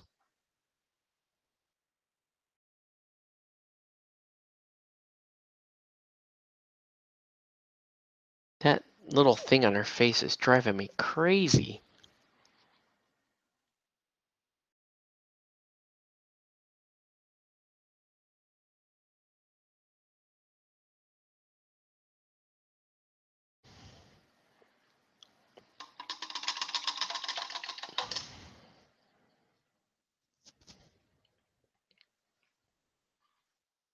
Yeah, almost done.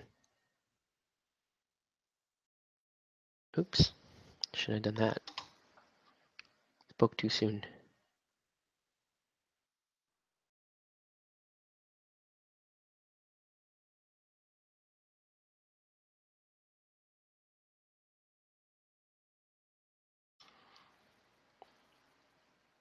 So yeah, there's where we're at. Okay, so here's the super cheating way just to do the rest of the, to finish off the cobblestone. Just wash it. That's it. Just 3 colors. Throw the wash on it. The wash will blend all the colors and it will define all the individual cobblestones for you. And just let that dry.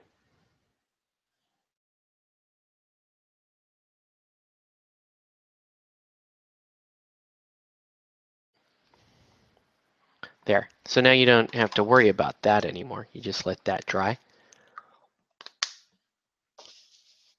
And then we might as well just do it now. I probably will. I do want to go back and work on the face a little bit more, but at the same time, I think we're pretty much done what we can do with her, with the state of the specific sculpt. Oh.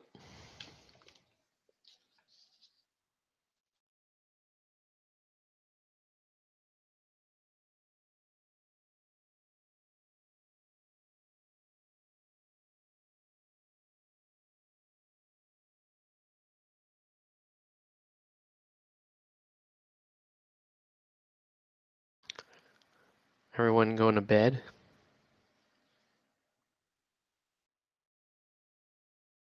Or in some cases, just waking up?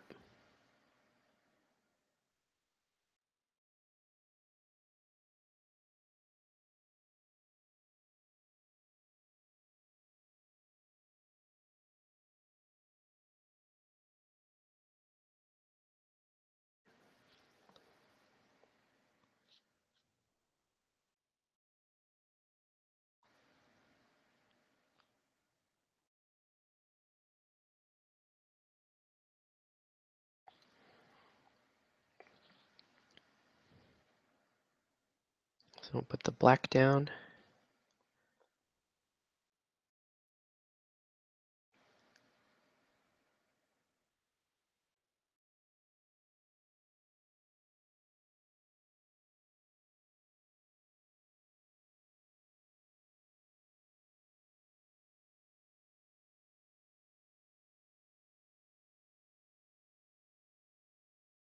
And then just kind of let that.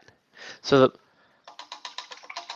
I like that because there's a little bit of warmth in the cobblestone base. Ooh, looks like I've got a little bit of run there, but I can fix that. I'll fix that later. And the little bit of warmth in the cobblestone base offsets how desaturated this model is. But yeah, super fun. What I probably need to do is take pure white and then just pick out those exact lines in the costume. There is supposed to be hard edges. Like that there.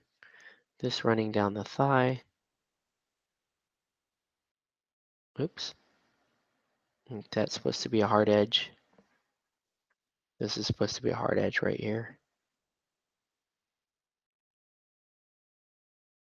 Yeah, just kind of do that with it. But yeah, I think that's where we're gonna be, at least for tonight.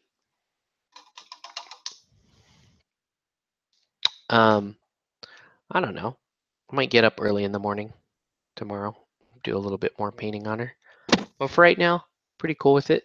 Let's just kind of set it right there, and yeah, we'll see how it looks actually when it's actually dry, because there's still a lot of glazes and stuff drying on it. But overall, kind of fun. All right. So anyways, that's gonna do it for this video. I'm not going to pull an 8-hour shift like this did, but that because I'm not that gangster. But yeah, that's where we're going to be. Want to thank you guys for tuning in tonight. Yeah, and that's going to do it. Have a good night, guys, and we'll catch you on the next one.